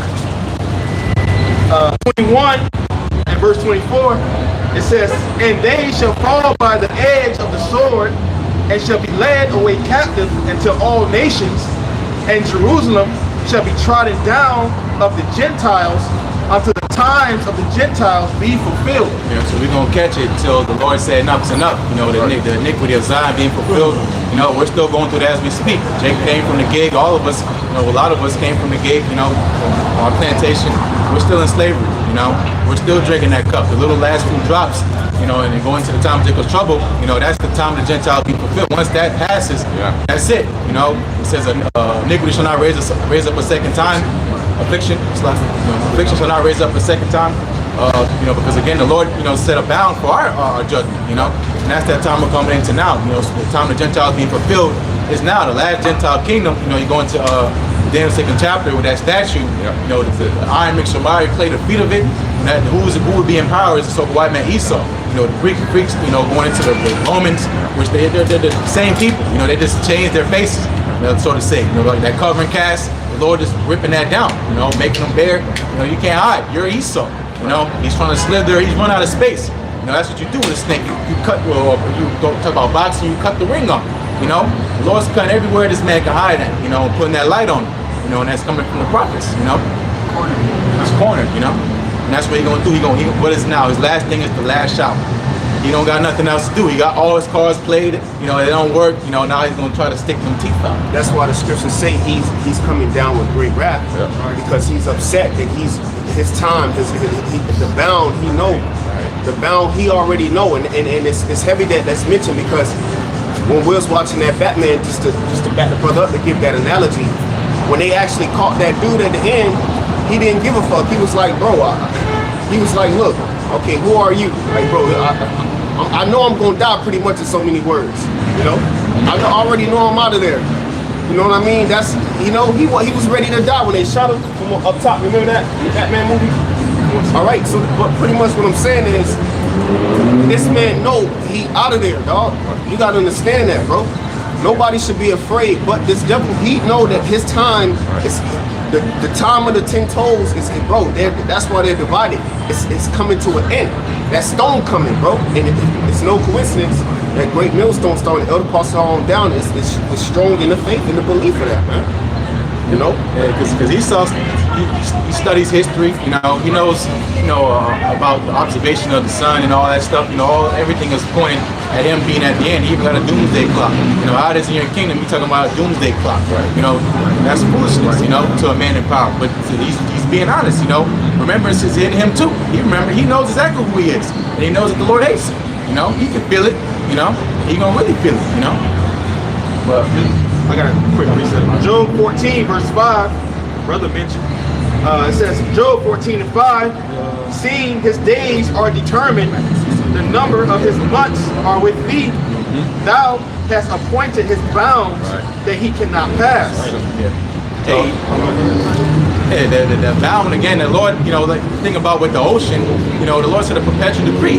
That water is not passing unless the Lord allows it to, But going into that decree again, that's why the ocean doesn't overflow the land, So that same decree is set with Esau, He ain't passing this line, You're not gonna sprinkle some splashes over that. No, nothing is getting past that line, And that's his kingdom, Once the time comes, that measure is filled up. That's it, And that's that last grain of sand for Esau, And again, that's what we see right now. That hedge that Esau had, that the Lord put upon him, going back to the spirit of Cain, which is going back to Esau. The Lord put a hedge around him, saying if anybody revenge themselves upon him, they're gonna receive vengeance sevenfold. Because he had a hedge. The Lord saved him for last. He needed him for that time now. And that's why you see these nations raising up, because Esau's hedge is gone. And really you go into it, which we'll probably grab Isaiah 13th chapter with the Lord raising up the spirit of the Medes, using Esau to cut down Esau. So again, it's not looking good. It says, pretty much chariots will make him a fail on every side. He has a lot of things he has to worry about. He got to worry about earthly things. There's someone from out of this earth coming, and it's all set up against him. Everything's set up against Esau. That's why he wants to make a new world. He wants to try to escape out of this judgment. He knows the earth, I got to leave. But that's why he can't leave. This is where you got to get judged at. So that Ecclesiastes, I seen under the sun the place of judgment. He got to get judged here on the earth where he did all these evil wicked things. Can I get some real quick? Oh, you got some more there? All right. Well, no, it's a few precepts, man. All right, real quick. Job chapter 15 and verse 20. The wicked man travaileth with pain all his days, and the number of years is hidden to the oppressor. A dreadful sound is in his ears. Yeah, so he's not at rest either. Don't get it twisted. Esau, it says, we're going to get Isaiah 14th chapter. He said he's worried in the multitude of his counsels. He's tired. Esau's wore out. He's tired of hearing bad news. That's why he just has to get more evil and more evil. He has to just up the ante, because he has to match the attention the Lord's bringing against him, And eventually, again, man, it's not going to work. Nothing he does is going to work. It says that all the, I think it says that also in Isaiah, all the works of Egypt shall fail in the midst. He's going to fail, man, fail miserably, The Lord's, man, coming to knock him down off his high horse, man, Yeah, the scriptures say the Lord created all things for himself. It's not Esau, Edom, the so-called white man, the creation of the Heavenly Father. Did not he come out of the womb? All right. And what he said, yea, even the wicked for the day of evil. So backing that brother up, this man has a date. All right. He has a date to meet his maker, man. And he knows that, man. It says, a dreadful sound is in his ear. In prosperity the destroyer shall come upon him. He believeth not that he shall return out of darkness, and he is waited for of the sword. Yep. He's waiting for the sword. That's his appointment, destruction. And so the Lord said, I'm not coming to bring peace but a sword. So Yahushua is coming with that sword, the right hand. And he's getting a glimpse of it by the word being pushed through to us. That's why that dreadful silence is. He heard the report. He says nothing is hidden from him, so he knows what we're talking about. Calling the venom juice, and now lo and behold, it is damn venom juice. The whole time, And it, like I said, it was on accident. We'd be saying, but it's all through the Spirit. It says the inspiration of man giveth from understanding. So when we speak certain things, that's how no man can boast. Saying, I did this, I figured this out. No, man, the Lord did. And as the day, progresses, the details get more clear and clear. And that's why we prophesy. How's it go? We see through a glass half dark. We know in part, prophesy in part. But that which is in part comes. That which is done away with. So probably forget that. It's gonna be made crystal clear, pretty much. Those will get that because I pretty much butchered that. Forget the Ezra's. All right, going back in 2nd Ezra 9, verse 3. Therefore, it'll come out. Verse 3. Therefore, when there shall be seen earthquakes and uproars of the people in the world, then shalt thou well understand that the Most High spake of those things. Yeah, because that's why it says in Ezekiel, then shall they know a prophet have been among them. Our report, in the prophet's report, it's coming to pass. When the weatherman says, rain is in the forecast, well, we're saying missiles in the forecast, destruction. They're gonna put the chip out, That's why it says in the book of Isaiah, who have believed our report. Who is the armor of the Lord revealed unto? Is revealed unto his elect. Those that hear his voice, his sheep. So those that need to hear the report, they understand they got it. And they're running. They're trying to seek the Lord being returned, man, 10 times more. Because again, going to that knowing part, prophesy part, those who brother get it. Read it. So 1 Corinthians 13 and 9. For we know in part, and we prophesy in part. Right. So we know evil time is coming, but we're gonna really know how evil it's gonna be when we see it. Again, going into a time like no other, we can try to grasp and try to get ideas. Maybe we went through something in the world that got to get you warmed up, But as far as the extent, this never happened before, On a scale like this, the whole world's about to be brought to its knees, it's again a time like no other, so we know in part, prophesy in part. Yeah. But 1 Corinthians 13:10. But when that which is perfect is come, That which is perfect is come, being the will. then that which is in part shall be done away. Right, so that which is in part shall be done away, because as we just said, the vision is for a appointed time, and then it shall speak for itself. You know, so we have what we need, but eventually, again, it's going to get more clear and clear. We know, again, the Lord, He's going to warn us. He's a good shepherd. But again, give him the details, because what the time's getting more clear and clear. It says knowledge shall be increased. So we're just increasing in understanding. And going to that perfection, man. Going to really starting with the word. Quick precept. Ezekiel 33 and 33. To link up with that precept. And when this cometh to pass, lo, it will come. Then shall they know that a prophet has been among them. Yep. So it will come. It's not if, maybe, I think.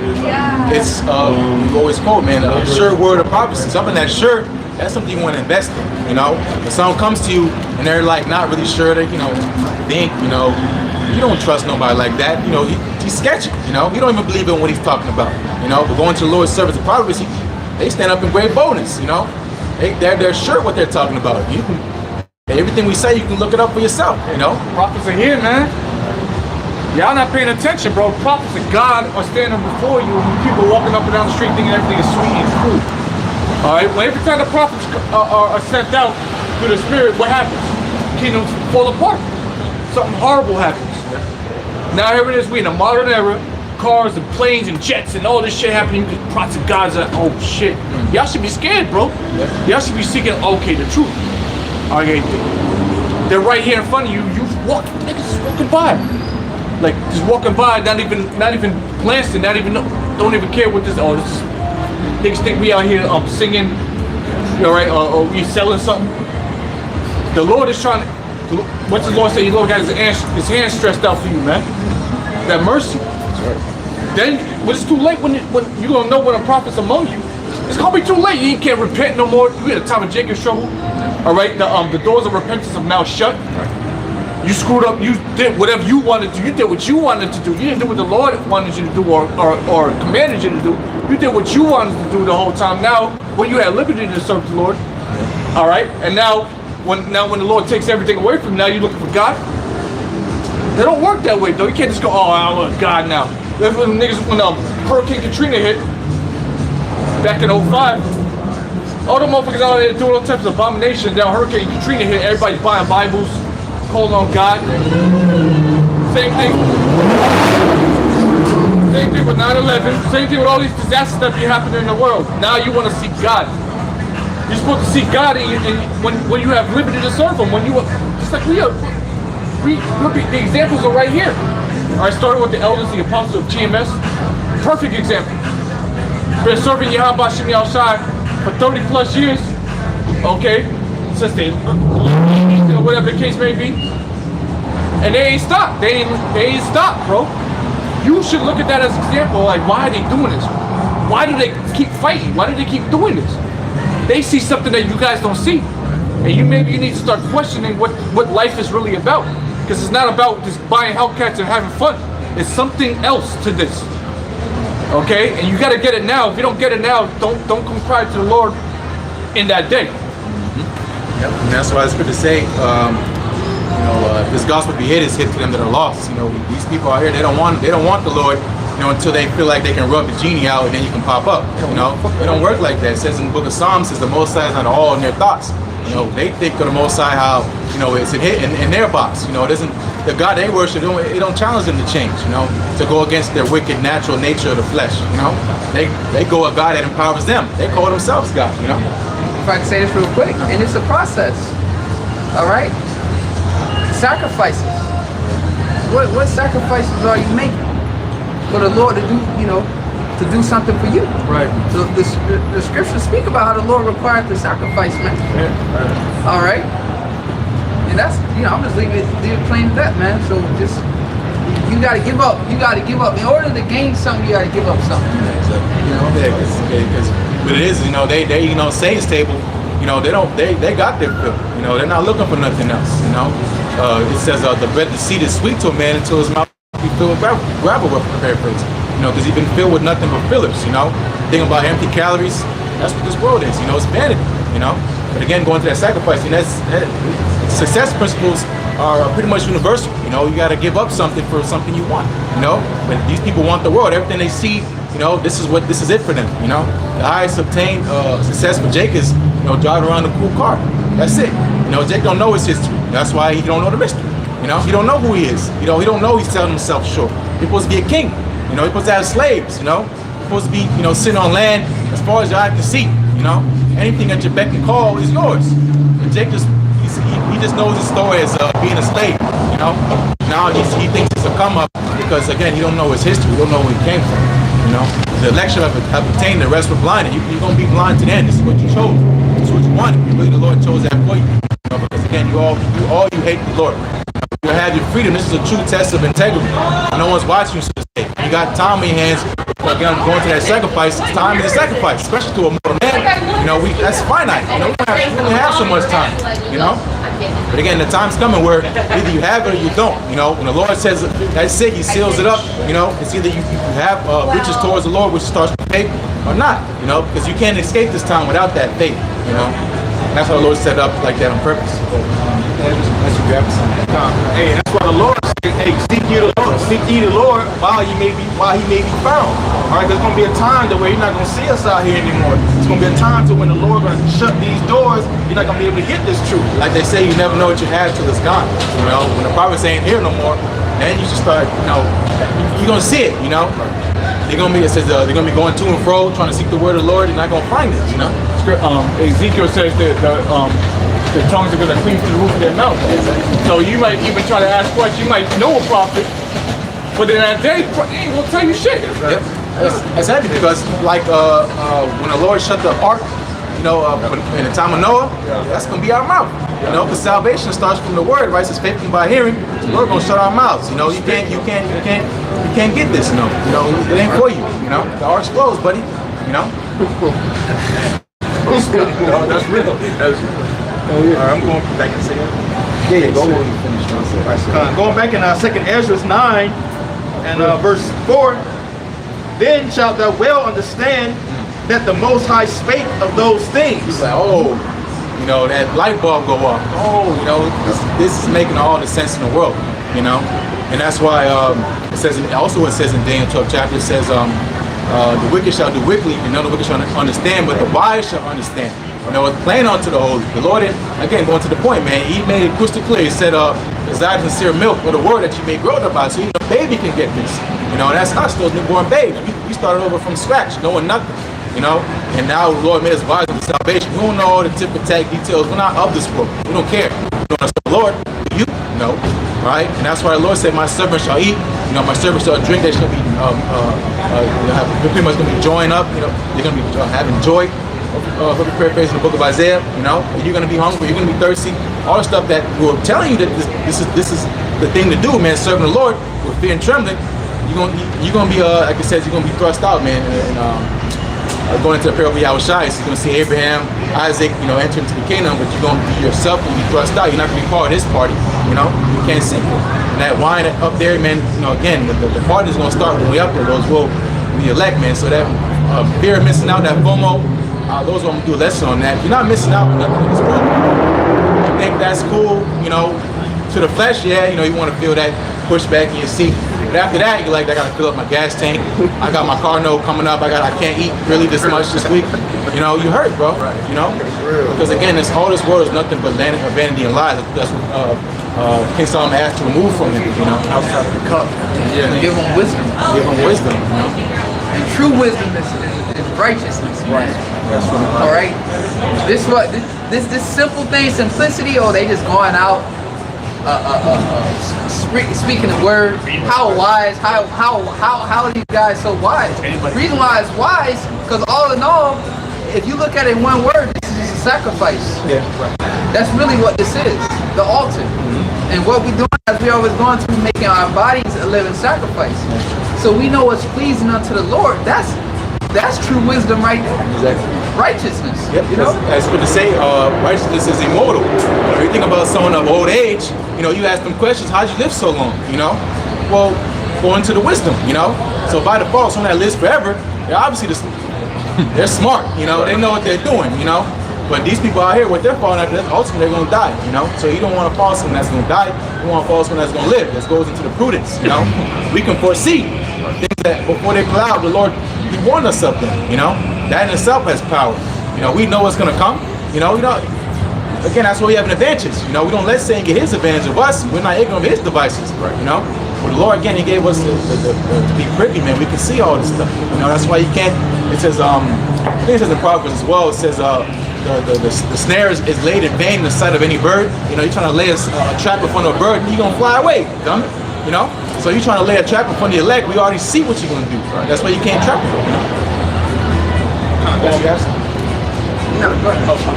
Going back in our 2nd Ezra 9, verse 4 again.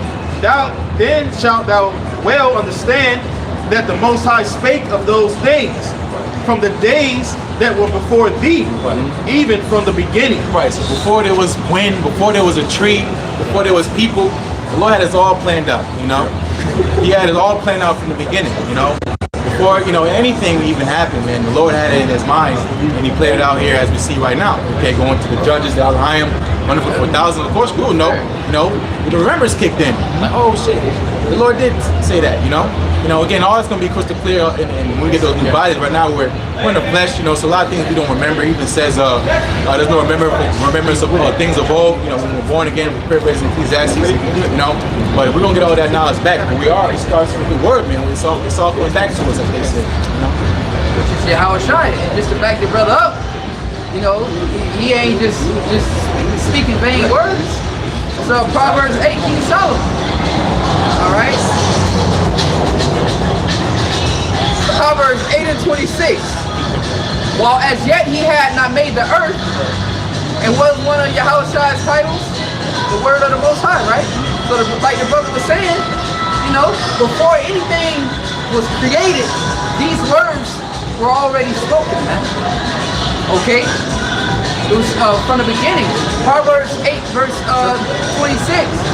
While as yet he had not made the earth, nor the fields, nor the highest part of the dust of the world, when he prepared the heavens, I was there. When he set a compass upon the face of the depths, when he established the clouds above, when he strengthened the fountains of the deep. But the point was, he was there. All right?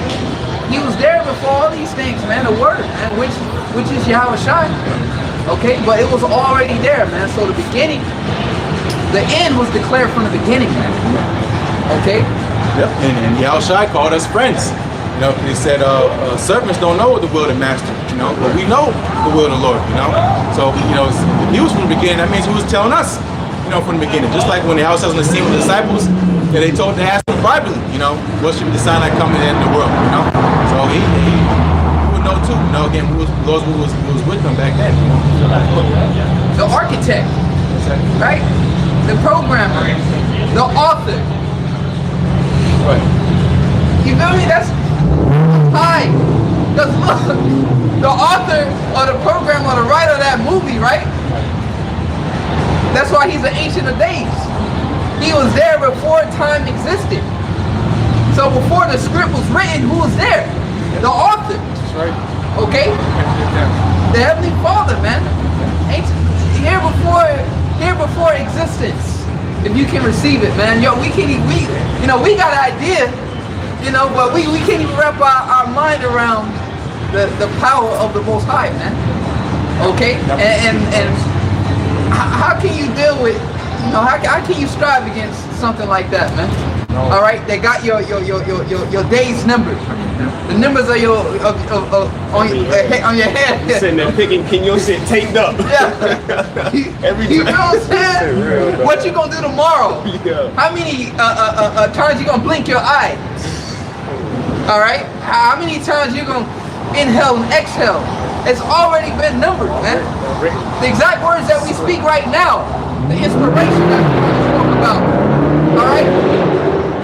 Reason why we're inspired, because it's instructions sent from above, man. Okay? He's going to say this is what I want him to say. He's going to say that, and what is sent through the Spirit for us to say it and for it to come out, man. The Spirit, man. Okay? Which gives us instruction. And you take that same concept and apply it when the time of trouble comes. Hear, O ye my beloved, said the Lord, the days of trouble are at hand, but I will deliver you. Be not afraid, not a doubt, for the Most High is your guide, man. So the guide is going to come from the heavens.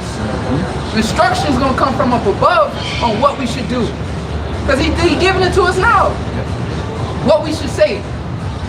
All right? Yep, and in that same chapter it says he's the God of them that keep his precepts and commandments. Once again, going back to a sacrifice. You got to give something to get something, man. So you calling on the Lord when all hell break loose. Can't afford it. When you, yeah. What have you done? Now unless you just part of the elect and you know you just believe at the last end the Lord got it slated for you like that. But for the most part, you know, it's always, like we say, it's always an exception to the rules. But for the most part, the masses of the people are going to try to call on the Most High. Like the brother said, you ain't got no money in the bank, man. No spiritual money. You made no sacrifice. Yeah, no sacrifices, dog. You know? But you all the sacrifices made for you. For your life on the line. You know? Satan's got it all mixed up. And you can blame Christianity for that. Right. You know? You got it, bro. Quick one, real quick. This is Psalms 25, verse 14. The secret of the Lord Yahweh is with them that fear him, and he will show them his covenant. All right, the secret of the Lord is with the most with his men. The secret of Yahweh Shem Yahshua is with his men. That's why we move the way we move. That's why we do the things we do. That's why backing that brother up, we're programmed, we're instructed to strive for righteousness, man. When the scriptures say a just man falls 7 times, well, somebody has to be doing that, man. Or that's what you have out here, man. All right, the scriptures speak about a whole bunch of things, man. When it comes down to being righteous, well, we're doing that, man. When it comes down to being instructed from Yahweh Shem Yahshua, we got the download, man. We got the secret. You can't afford, like the brother said, you can't afford this, bro. This shit gotta be built inside of you. You gotta be built. All right, you gotta be built, man, made, programmed to be a man of Yahweh Shem Yahshua before you even knew anything, man. Predestined. It's a word. You gotta No, but yeah, that's the important element the world's missing is the fear. And you again go into you can't afford it because it's a gift. You know, and it says the fear is with the faithful in the womb. You know, so you have to be given this gift. You know, but the Lord is gonna make. Yeah, we already knew. You know, like again, he's the Father. You know, he already knew who would give up. That's why he gave him the gift in the first place. right? The elect. He already knew who the elect was. Right. And he knew who would give up that sacrifice to earn that gift that was given. Like second Ezra, right? Yeah. Except he not go through the inheritance. You know, it's already his, but he has to go through that difficulty to earn it. He exactly got to play out. You know. Going back in that second Ezra 9, verse 5. For like as all that is made in the world hath a beginning and an end, and the end is manifest. Yep. So seasons change. You know, they come to an end. You know, people's lives come to an end. Change. You come from a baby to an adult. You know, so everything that's in the world has a beginning and an end. So how much more than in the world? You know. It's the end of the world we're talking about here, you know, and they always want to make some conspiracy nothing. They want to discourage you. That's why I talk about let nothing do to them trouble you. Now what you got to say? We're gonna say that until it happens, you know, and it already is happening, you know. When the missiles come, that's gonna be the last. We told you so, you know, because again, that's what it's about. The prophets are here to warn you, to foretell. You know, when the things are foretold that are set to come to pass and they're coming to pass, the job's done, you know. So again, the end is going into the time we're in right now, and that's what we're watching for. Again, the good part of the movie, you know, the best part of the movie, you know, and we're telling you how this thing ends. You know, we're gonna keep saying it till it happens. You know? Hey, can I quick point real quick? Just to back you up, like you said, the best part is the end, right? Well, in the book of Psalms, I believe like the 14th or 18th chapter, it says, "Oh, how the salvation of the elect or the salvation of Israel shall come out of Zion," man. So somebody has to see, somebody has to be alive to actually inherit. The scriptures call us the children of the promise if we be a part of the elect, man. All right, so somebody got to be alive to see the greater deliverance from the land of the north. Somebody got to be alive to actually wait upon the Lord and their strength be renewed. Somebody got to be alive to do the greater works than Yahweh shot. Okay, so backing that brother up, better is the end of a thing than the beginning of it, man. you think about our forefathers, our righteous forefathers, they long for this day. You know, as Yahushua said, many righteous men have desired to see things which ye see, ye have not seen them. Which they're here today, you know, through reincarnation. The Lord told Daniel, staying a lot to the end comes, the last days. So, you know, they're here seeing. Job said, I'm gonna see my Redeemer, up your prayers, and King David, the same thing, you know. So they are here, you know. But again, they're all watching for the kingdom to come, you know. Without this time restore the kingdom unto Israel, not to everybody, you know, to Israel. The so-called Negroes, Latinos, and Native Americans, that's your inheritance, man. You know, that's what we're trying to tell you, man. This is what you're gonna receive if, you know, going to the first fruits of it, if you can endure, man. You know, but for all Israel, they're gonna be saved, you know. As we say, according to the promises that the Lord made with our forefathers, you're gonna be there too, you know. And that's why, well, really, you're gonna be hanging your head down for a long time, you know. But you're gonna see yourself too, man. They say seeing is believing, you're gonna see too, you know. And you're gonna be in your right mind, man, you know. You say you want to get manifested. I'm reading it again. This is the book of 2nd Ezra 9 and 5. For like as all that is made and the world hath a beginning and an end, and the end is manifest. So I got that word manifest from the etymology online. It says adjective, the late 14th century. It says clearly revealed to the eye or the understanding, open to view or comprehension, evident, clear, apparent, evident. The Lord said, with our eyes, we're gonna see the reward of the wicked. So with our eyes, we're gonna see it. We're gonna have the testimony, you know, which we have the testimony from the spirit of prophecy. But we're gonna see with our own eyes, which we see now. You're supposed to, you know, supposed to see. You know, if you don't see again, you forgot, man, the first work, man. Being this truth, man. You know? All right, real quick. Go ahead. And it says proved by direct evidence. All right, and hey, the proof of the direct evidence is what? It's by the prophecies. Okay, you got it, bro. Yeah, going to that manifesting, us seeing it. 2nd Ezra chapter 6, verse 25. Whosoever remaineth from all these that I have told thee shall escape and see my salvation in the end of your world. Hey, so for those that overcome, hey, we're gonna be able to see the Lord, you know. That what it said in the book of John. We know that when he shall appear, we should be as he is. So we go see Yahushua, we go see those chariots, and we gonna know that's our salvation, man. Clear. Yeah. And that's why we say we're prisoners of hope. You know, we have hope. You know, it talks about precious hope that we have. You know, you're supposed to hold on to hope. You know, that hope is what keeps you alive. You know, without hope, you're dead. You know, you got nothing to look forward to. You got nothing to live for. You know, you're just a wasteless vessel. You know, that's what these people are. They don't have no hope. They have hope in something that's not going to come to pass, man. Which, you know, they want to forward this wicked world. And within themselves, it says all creation groaneth, you know, for the manifestation of the sons of God. So within themselves, they know this place is not right. You know, they know this place is not right, but they just make a bunch of excuses. You know, but when it comes, that's why you just say, when the righteous on authority, people shall rejoice. You know, the whole world's going to be quiet and still. You know, the problem, the issue is wickedness. And the Lord's going to do away with all that. And it's going to start with the man of wickedness being so. You know, animals won't be killing themselves no more. Yeah, exactly. 1 Peter 1 and 3. Blessed be the power and Father of our Lord Yahushua, which according to his abundant mercy hath begotten us again unto a lively hope by the resurrection of Yahushua from the dead. A lively hope. He didn't say a dead hope. Right. You know, lively. It's alive. It's fluid. It's happening. You know, every single day, man. The Lord's promise is not going nowhere. He's not slack, as he said. You know, again, you know, this what we're invested in, what we believe in. This is the real riches, man. You know, that's why it's just talk about man being more precious than fine gold. You know, because we have something that's precious. You know. Go ahead. It says to an inheritance incorruptible. There you go. And undefiled. Exactly. And that fadeth not away. Right. Reserved in heaven for you.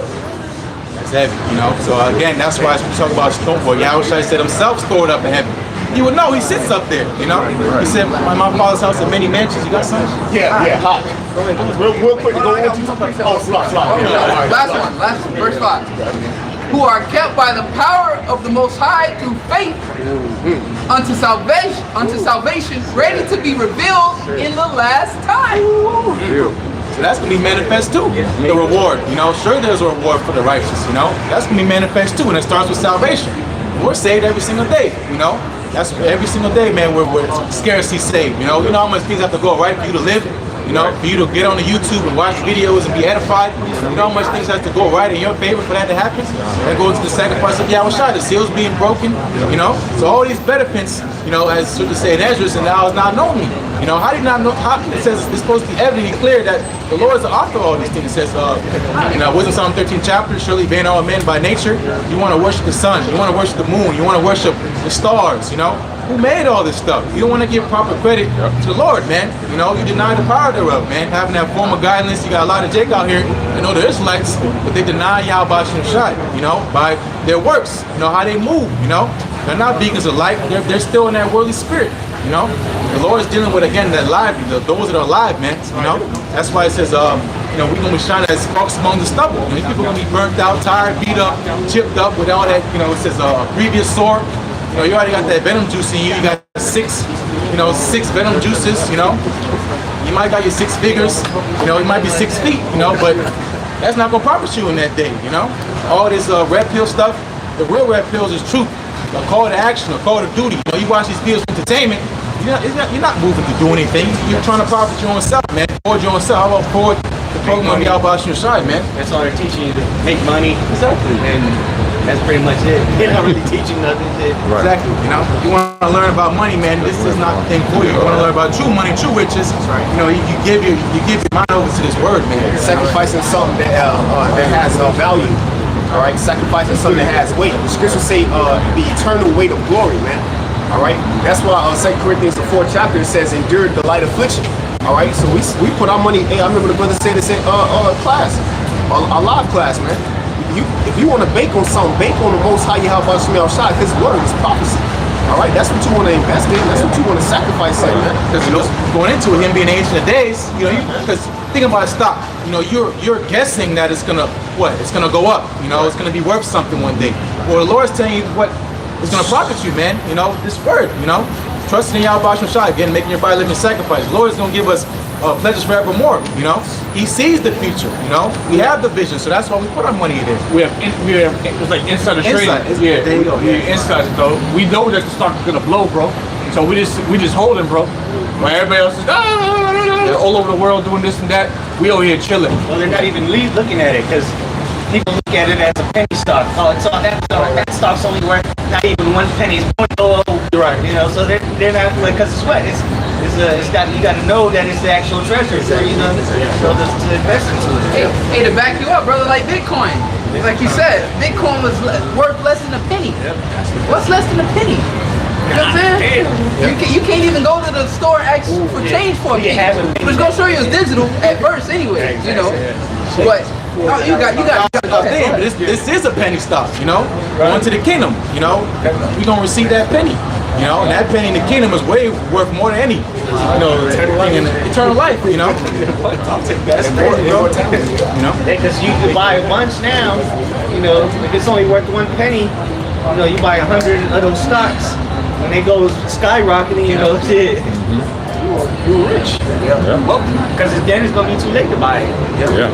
You ain't gonna be able to get 1 stock. You know, if it goes up to 100,000, you got 100,000 for 1 stock for $100, and then you got 0.008. So you gotta invest early. You know, Get in there. it's good. You know, you can't hide your talents. You're supposed to be multiplying it. Right. And if you get in late, you gotta put up a bigger sacrifice. Yep. Go with that precept that brother had brought out, going into hope. Right. This is Psalms 130. Psalms 130 in verse 7 and verse 8. Psalms 130 verse 7. Let Israel hope in the Lord Yahweh, for the Lord Yahweh there is mercy, and with Him is plenteous redemption, and He shall redeem Israel from all his iniquities, man. All right, so hope in Yahweh. Oh, and this is another thing what I want to get to, going into this word here for hope, right? Because in the book of Jeremiah 29, it says, I know the thoughts that I think towards thee, thoughts of peace and an expected end, right? Well, that word there for hope, it says to wait, hope, expect. All right, to wait, await, tarry. It says hope for. All right, tarry for, wait for, man. Patience. Be pained. All right, pain, going through suffering, man. All right, so suffering for this glory, suffering for that immortality, and that's what we do when you put your stuff, like my brother said, when you put your money, you put your interest in something, you gotta wait. That shit painful, bro. To see certain shit going up, and you like, damn, this shit might crash or what? But what? You gotta have that faith. You gotta have that hope that it's gonna come through, man. This is not a get rich quick scheme. You know, we're working for forever. You know, that's why Yahweh said, hold fast till I come. You know, let no man take your crown. You're supposed to hold on to that stock. You know, that talent the Lord gave us, man. You're supposed to ultimately be increasing. You know, but when you buying early, you got a more margin of profit, you know. So the earlier you come in, you know, the more money you make, so to say, you know. So Biden. This is the book of Sirach 11. I'm gonna start at verse 20. It says, be steadfast in thy covenant and be conversant therein and wax old in thy work. Yeah, steadfast means that to be continual, you know, constant, you know, hot. That's what you say, you know, apt to teach, you know, supposed to be on fire for this word, you know. It's not supposed to be you know, and that's really the flesh, you gotta fight that, you know, but in the spirit, you know it's the right thing to do. Fervent, that fervent love, you know. And it says, be conversant, you know, this is what we're involving ourselves in. You know, it says, holy conversation, you know, this is all we want to talk about, is the word, you know. Everything is all spiritual. We end up talking about what Yahweh Shai got going on, you know. We got our worldly obligations, but it ends up always going into, yeah, this bitch gonna be blowed up, you know. Oh, this is this and that. Oh, you saw that article, you know? Because we're constantly watching, we're on our watch, you know. We want this, you know. This is our earnest expectation. When you want something, you have an attitude towards it. Like, you know, it talks about how it goes. You know, but this is our expectation, you know. We expect, you know, expected, and that's what Jeremiah. I'm thinking about what Paul said, you know, but I can't think of it right now. But read that again. Going back in Sirach 11, verse 20, be steadfast in thy covenant and be conversant therein and wax old in thy work. Yeah, the prime example is our apostles and elders, you know, waxing old. You know, what else is there to do? This is the whole duty of man. You know, what else are you called to do? You know, be out here and be a buffoon and waste life away, or actually put something towards that's going to be towards forever. You know, doing the right thing, serving the Lord, man. You know, I got you. Oh yeah. For the earnest expectation. No, that's okay. That too, but going back in verse 20 again, be steadfast in thy covenant and be conversant therein and wax old in thy work. Marvel not at the works of sinners. Marvel not at the works of sinners. That's what John the Revelator got rebuked about by the angel. He was marveling at the works of sinners, you know. He was all looking at this beautiful woman, you know, dressed all in royal garment, you know, purple and scarlet, you know. He got rebuked, you know, saying, hold up, man. Go to Revelation 15th chapter. I'm about to tell you the judgment that's going to happen to this place, you know. So don't look at the moment. Look at, again, the bigger picture. You know, that's, again, going to the vision, man. This place you see now, get that in segment on 5. First up from the top, you know, but the place you see now that's rooted is going to be suddenly taken out of place, man. You know, never to be inhabited again, you know, as well, I quoted, you know, we saw through the Spirit, Isaiah 13th chapter, how the Lord as this place would be as when the Most High overthrew Sodom and Gomorrah. You know, never to be inhabited again. Ain't nobody saying we're going to take a vacation and chill out over there. You know, all you're going to see is what the Lord left is destruction. You know? Going back in Sirach 11 and 21, marvel not at the works of sinners, but trust in the Lord and abide in thy labor. So work, you know, trust the process, you know. You got to work, you know. You don't work, you don't eat. You're not going to eat of the riches of the Lord if you're not working, you know. So especially if you're a man, you got a job to do. You know, we're not all prophets, you know. There's a body. Just get in where you fit in, as the saying goes, you know. Ask the Lord. If you don't know, ask. Pray. This is an exercising of your faith, you know. It's not everything's going to come straight to you on the plate, man. You got to work for certain things, you know. How much more getting to salvation, man? Work out your own salvation, fear and trembling the right way. Not trying to find your own way, I can do this. No, man, there's a foundation already laid. The Lord already walked that way. You got to follow his footsteps. You know? Yeah, to back that brother up real quick, knowing, you know, everybody's not a prophet. Well, everybody can't play the quarterback position, man. Everybody can't be the wide receiver, man. Right. You know, everybody can't be a starter. All right, but somewhere you on that team. Somebody got to be the water boy. Somebody got to be the nigga that cleans up after they get off the field. You know? That's still part of the organization. Major part of your organization. Somebody got to clean up. You're the championship team, but everything's all dirty and a goddamn mess. No, someone's cleaning up and they still wearing the insignia. And you got the water boy, make sure everybody's hydrated. He's not out there busting his ass, but he's making sure that everybody's good. That's his job. Exactly. Somebody has to do it. You know, that's why the parts of the body that don't get the greatest glory, they're supposed to be bestowed the greatest honor. You know, because again, it all comes together as one. You know, you say the pinky is not that important, but live without a pinky. You know, see how you live without a pinky toe. Try to find some balance. You know, you don't think it's important until it's not there. You know, so all the components of the body make it what it is. It's strong. You know, it's together. You know, and again, it's all going to the Yahweh Shai. It's representation of Yahweh Shai. You know? The prophets, man. You know, everybody. You know, the prophets is a big part of the world. It's a major part. It's a main part of the world because you want to know what the God in the heavens is saying. Right. All right. But in this world, we like the pinky toe. Oh, the dudes out on the street corners. But this is the Most High speaking to tell you what's about to happen and what's coming. All right, that's our office. All right, but we made this insignificant. The smallest part of the body, like the brother said, that's the part you're supposed to get more honor to. You know? But hey, like you said, once it's gone, once the prophet's gone, that pinky toe gone, That's where the balance is. the whole world is chaos. All right. Going back in Sirach 11 and 21, marvel not at the works of sinners, but trust in the Lord. Yep. So remember Lot's wife. You know, don't be looking back. You know, you're not missing out nothing. You know, continue to look forward, press towards the mark, man. Keep your eyes single. There's nothing back there behind you. You know, trust in the work of the Lord. You know, whatever your office is, hey man, that's what the Lord called you to do. That's honor. You know, whatever it is the Lord put your hands to do. It's what we talk about. Whenever you put your hands to do it all your strength, all your might. You know, the best you can. You know, because you so abundantly you're gonna reap eternal life. You know. It reads on, for it is an easy thing in the sight of the Lord. Easy work. Finish it. On the sudden to make a poor man rich. Right. Are we not the poor? The Lord said, I have not chosen the poor of this world rich in faith. You can't pay, you know, as far as, because the setup is a carnal world.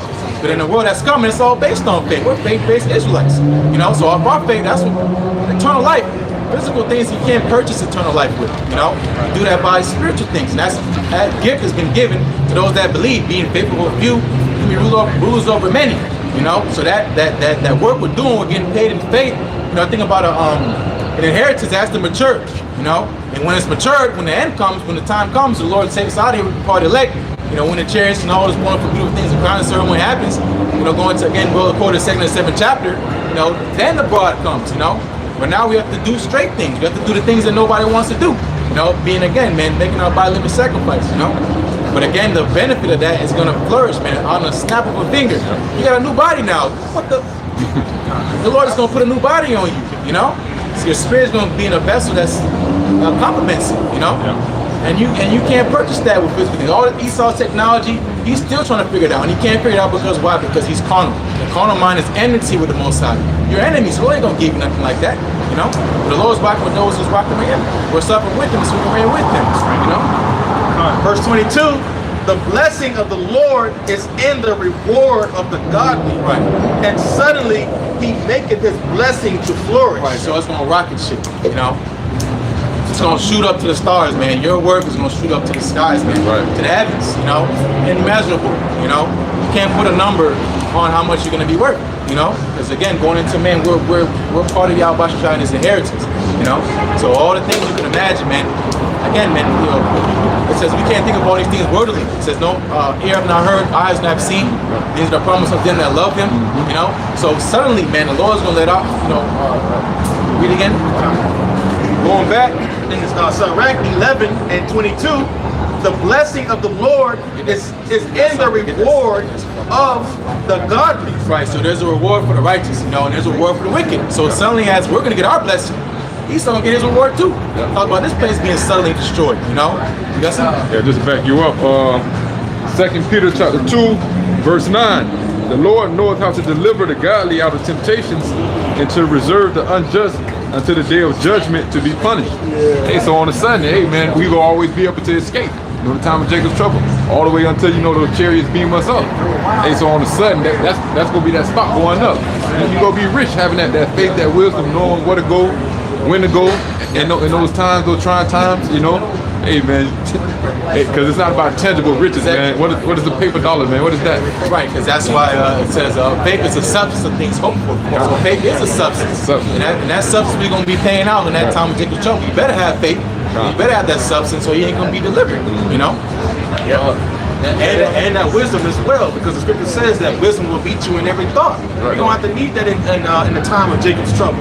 All right, and going into what the brother's saying, faith, we're going to have to need that too as well. That's what's going to deliver us, all right, from these things that's getting ready to come upon the earth. Fear, faith, you know, wisdom, these are preservation agents, you know, just like salt, you know, these will preserve the elect, man. It says when the fear of the Lord is present, it turneth away wrath. You know, so if you got these elements, you got these preservation elements, the Lord He's gonna deliver you, you know.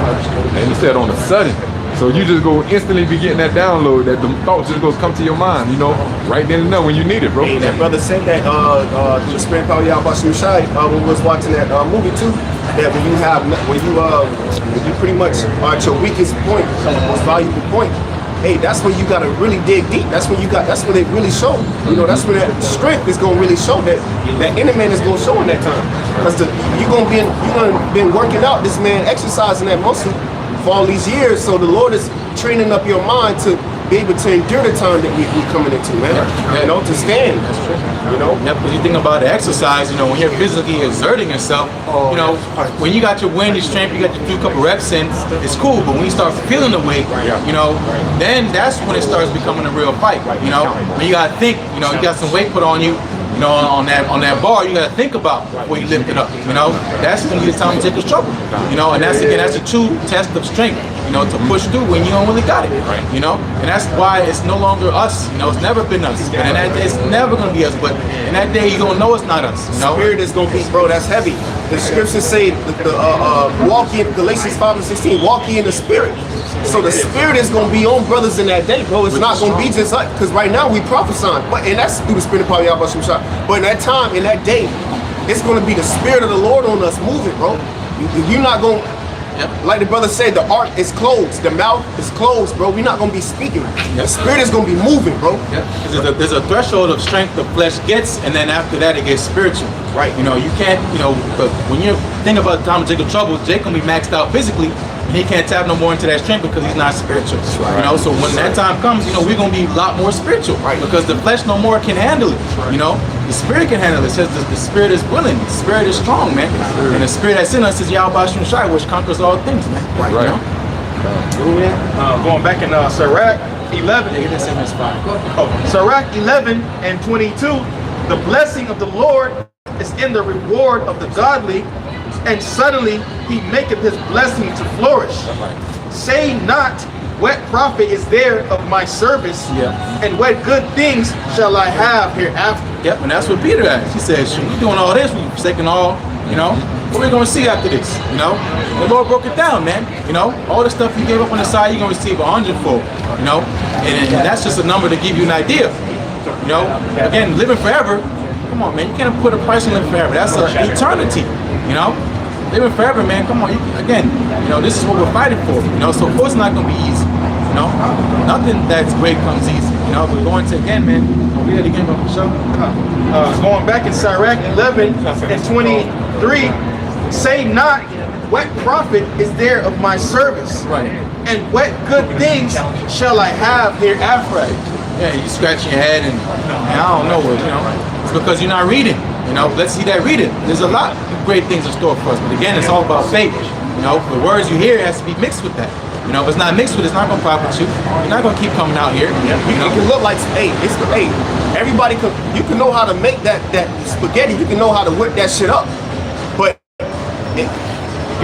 you gotta know that seasoning. You gotta have that down. You gotta have that right seasoning to make that boy. Oh shit, damn, that's what I want, right? That's where it's at. Well, that seasoning, backing that brother up, that salt is the faith, bro. Because anybody can cook, but if you ain't got that right seasoning, it's just some fucking spaghetti, bro. You gotta have that. You gotta have that faith. And that's like we talk about, talk about the principal thing. Getting understanding? With all that getting understanding throughout it. How's it go again? With all that getting understanding, and going to the principal things. The important elements. The fear and the faith. But you're supposed to add on to those things. It says on to faith. You add virtue. Temperance. And you gotta add more ingredients to that. It's all godliness, brotherly kindness. Charity. All that, man. These are again. Go give an example of the elect man being first with those good works. And to back you up, the precept that's right after that, it said, if these things be in you, then ye shall abound. All right? And you're going to be, if you're abounding in something, you're going to constantly be able to flow. What's that, John the 15th chapter? You're going to constantly have fruit. Okay? So if these things that the brother just mentioned, godliness, charity, brotherly kindness, all this seasoning, those are all the faith, all right? Belief, trust. Okay, honesty, integrity. You putting all this together. Hey, guess what? If these things abound to you, then you shall never fall, man. You see? Go ahead. I just want to crack you up. I got some real. Just going with that quick precept that you had. That was it. All right, that quick precept that you brought out real quick. Isaiah 60, right? Because it said he was going into pretty much how don't worry about what the Lord got for you. All right, 100-fold. They don't have fivefold of anything, man. So that brother said, just throwing 100-fold out, that's just a number. But how much, they don't got 100-fold of anything, man. You see? But we're gonna have infinite, man. So this is real quick. Isaiah 60 verse 5. Then shalt thou see and flow together, and thine heart shall fear and be enlarged, because the abundance of the sea shall be converted unto thee. The forces of the Gentiles shall come unto thee. All right, so hey man, the Gentiles is going to, everything is going to be converted unto thee. All right, about abundance, man. So don't worry about. Excuse me, the Lord is not unrighteous to forget your work, man. So you got faith. You got faith in this abundance. You got faith in the stock market, bro. Oh yeah, how about me outside? It's not gonna crash. Everything else crash, yeah. All right, everything else crash, but the business of Yahweh me outside. So backing that brother up when we had that live class. All right, hey bro, if you want to put your money in any stocks, put your money in the prophecies of Yahweh me outside. You can never lose. You got it.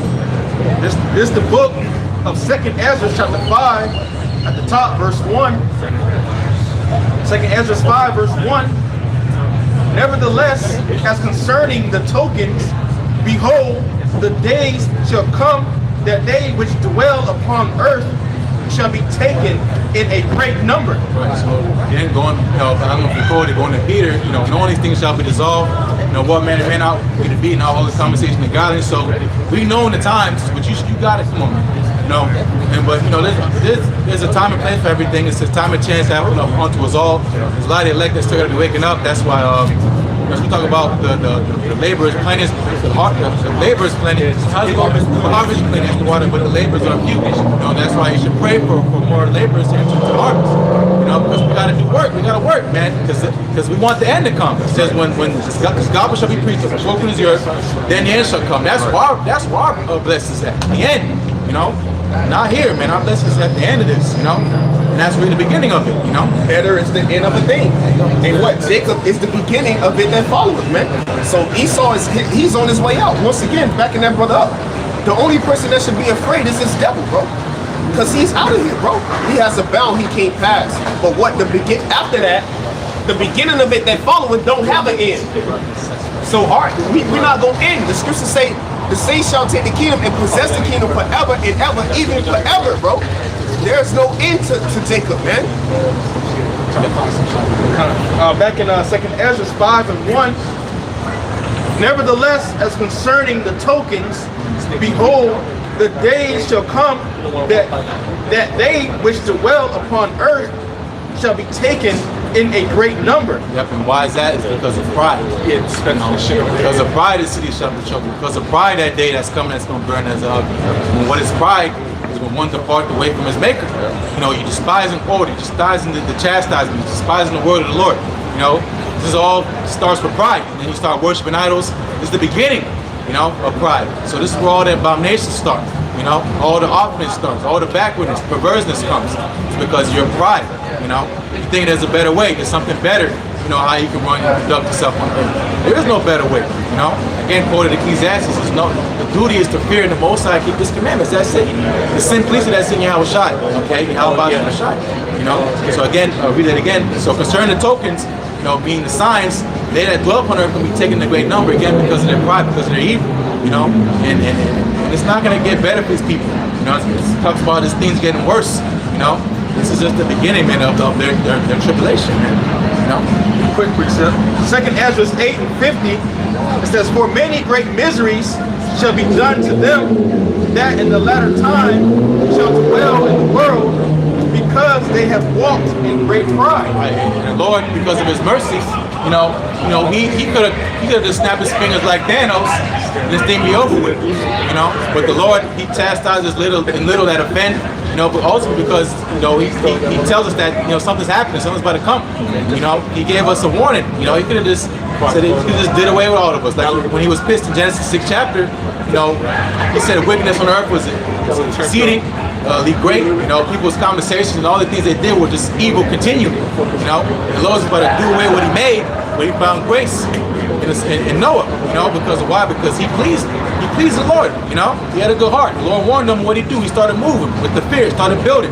You know, getting right, because He knew what the Lord said was going to come to pass. You know, and it's not going nowhere. You know, it's not getting further away. It's getting closer. You know, the birth pains. You know, it's back to back to back. You know. Hey, the scriptures say when these things come upon the earth, they shall not turn back, man. All right, the plagues are sent and are not turned back. And what the scriptures say, the Most High have spoke, right? And it's not coming back void, man. Right. So backing that brother up. Once this shit really start popping off, all right. Once everything that we've been telling y'all, and the mouth is closed and the tongue is cleaved to the roof, and now it's works actually happening. All right, it's not stopping, bro. It's a flood. All right. It's a flood getting ready to come to you people, and it's not going to be water this time. It's going to be trials, tribulations. It's going to be a famine, pestilence, earthquakes, all type of shit coming at you, and you can't escape it. Because Jake think he just gonna fade to black. He just gonna say, it ain't me, you know, that ain't me. I ain't fucking with Russia. And you're here, bro. You know, you can't go nowhere. You know. And that's why going to us, man, you know, the best thing is to serve the Lord, man. You know, especially for Israel, that's what we're supposed to do. You know, the Lord's calling out to you, it's supposed to be for your benefit, but it's a snare onto you. You know, it's a stumbling block onto you. What a shame. You know, the Lord's calling out to His people, and what do? It continually, there's no new thing under the sun. You know, until the wrath of the Lord comes. You know, and then you want to get buddy with the man that, you know, the Lord's dealing with. It's already too late. You know. That's why she say let favor be shown on to wicked, but they're not learning righteousness. You're not gonna get right. The Lord just gotta do away with you. You know, it's for your own good. Because if you don't die in this time going to the rebellious by people, how are you gonna enter and see that blessing? You know, you're not gonna be able to come into that covenant. You have to come in by being put to death. You know, you're gonna be back, all right? But you didn't want to get right on this side, so the Lord gonna hurt you. You know. But hey, the Lord warned us, man, and we move, man. He didn't gotta tell us twice. You know, some of us maybe. It does say in the book of Job, the Lord speaks once, say it twice. You know, man perceive it not. You know, but eventually it's gonna click, man, if you be part of life. You know, because it's time to get out of here. We'll close it on this 18. We cover that and then we'll go to 18. This is the book of 2nd Ezra 5 and 1. Nevertheless, as concerning the tokens, behold, the day shall come that they which dwell upon earth shall be taken in a great number, and the way of truth shall be hidden. Yep, the way of truth. You know, and that goes into, again, Amos 8th chapter, the famine of the word. No more breakdowns. No more, what is the chip? What is the MOTB? None of that. No more conversations, no more debating back and back and forth, you know, which is no debating. You have the truth. There's no need to debate to you know, but it's all going to be gone. What's going to be left is that salt water, you know. These are halfway stepping Israelites, you know, these false prophets, you know, giving you a mix of truth and lies, you know, it's confusion. You're going to be confused, you know. You playing, hey, bro, to back that brother up, you playing with your life, bro. Because it's already written how the Lord gonna visit you shepherds, okay, that's leading the flock to the slaughter. But you playing with your life. That's what it is. You ain't playing with the Most High. You playing with your life, bro. what's that precept block talks about be not ashamed when it concerns your soul. How's it go? You can find that because your soul is on the line right here. You know what I'm talking about? Yeah, I got it. Be not ashamed when it concerns your soul. That's why we're not afraid, you know, to make ourselves a fool for Yahweh's sake, because our soul's on the line, you know. And the Lord said, you know, Jeremiah said, seek the old paths. That's where the rest is gonna come, you know, for our soul. We have rest, we have comfort, because we know the truth, and the truth set us free. You know, we're gonna be set free physically. But right now, our minds, that's why we saw delayed. People laid the Lord's elect, because again, they already been set free. You know, so the Lord set us free. Who's gonna put us back in chains? You know, nobody. Sirach chapter 4, verse 20. Observe the opportunity and be aware of evil. Observe the opportunity and be aware of evil. You know, it says, was it Ephesians? You know, redeeming the time. You know, for the days are evil, man. Redeeming meaning buy back the time. We're supposed to be doing this opportunity of liberty is to get back with the Lord. You know, get right with the Lord. You know, because when the time comes, Yeah, that's why the 5th chapter says, make no tarry to turn to the Lord and put not off the Lord from day to day. So observing, hey bro, you gotta be on your shit daily if needs be. All right, not saying you're gonna be perfect, but you gotta strive for that perfection. What did Apostle Paul say in 1 Timothy? He said, fight the good fight of faith and lay hold on eternal life, man. But you can't put them gloves, you can't take them gloves off. This is endless rounds. It's not round 12, bro. It's endless rounds of this shit, man. You see? Just back the brother up, man. and eventually it will come to a close. You know, that's what we're watching the end. You know, we want rest. You know, Jake want to keep doing this, man. You know, we want to get out of here. We want to be free. And again, it all starts in the mind. You know. Oh yeah, finish that. Ecclesiastes chapter 4, verse 20. Observe the opportunity and beware of evil, and be not ashamed when it concerneth thy soul. Yep. So that's what I could say. Put on therefore the elect. You know, we have a chance to be part of the elect, the Lord's elect, the Lord's beloved. You know, who else is doing what we're doing for the Spirit power Yahweh Shai? Spirit of our apostle nails on down. You know, that's why it goes into enduring to the end. With a hope for elect. Hope is not weakness. People think hope is weakness. Right. Or I hope. That's not weakness. That's strength. You know, hold on to hope. That's not easy. That's why, again, going into us being prisoners of hope. Here's a faith and a patience of the saints, is the suffering. You know, it's hard holding on to hope. You know, and we hold on to hope with our life because that is our life. And our hope is Yahweh Shai, which is our life. You know. Let me read the next verse real quick. Back you up. What you just said, verse 21. For there is a shame that bringeth sin, and there is a shame which is glory and grace. Right. So the shame that's upon us, that's for glory. You know, what Yahweh went through was shameful, but now look where he sits. You know, but the shame for this world is what's coming, the destruction. You know, the nakedness being shown. You know, the skirt being lifted. You know, that's the shame that's coming, and that's why again, go to Daniel's 12th chapter, that a lot of our people are gonna have their head low in the kingdom. You know, because they're gonna know they went off. It's the time they had. They didn't deserve opportunity. They want to watch it for the Lord. You know, because again, you know, they chose to join hand in hand with the wicked. They want to be like the father, the devil. You know, so what's gonna happen to your daddy? He gonna die. You know, and you gonna die with him. You know, and you're gonna wake up with the everlasting shame and content. You know, but we're gonna pray that you gonna be alright.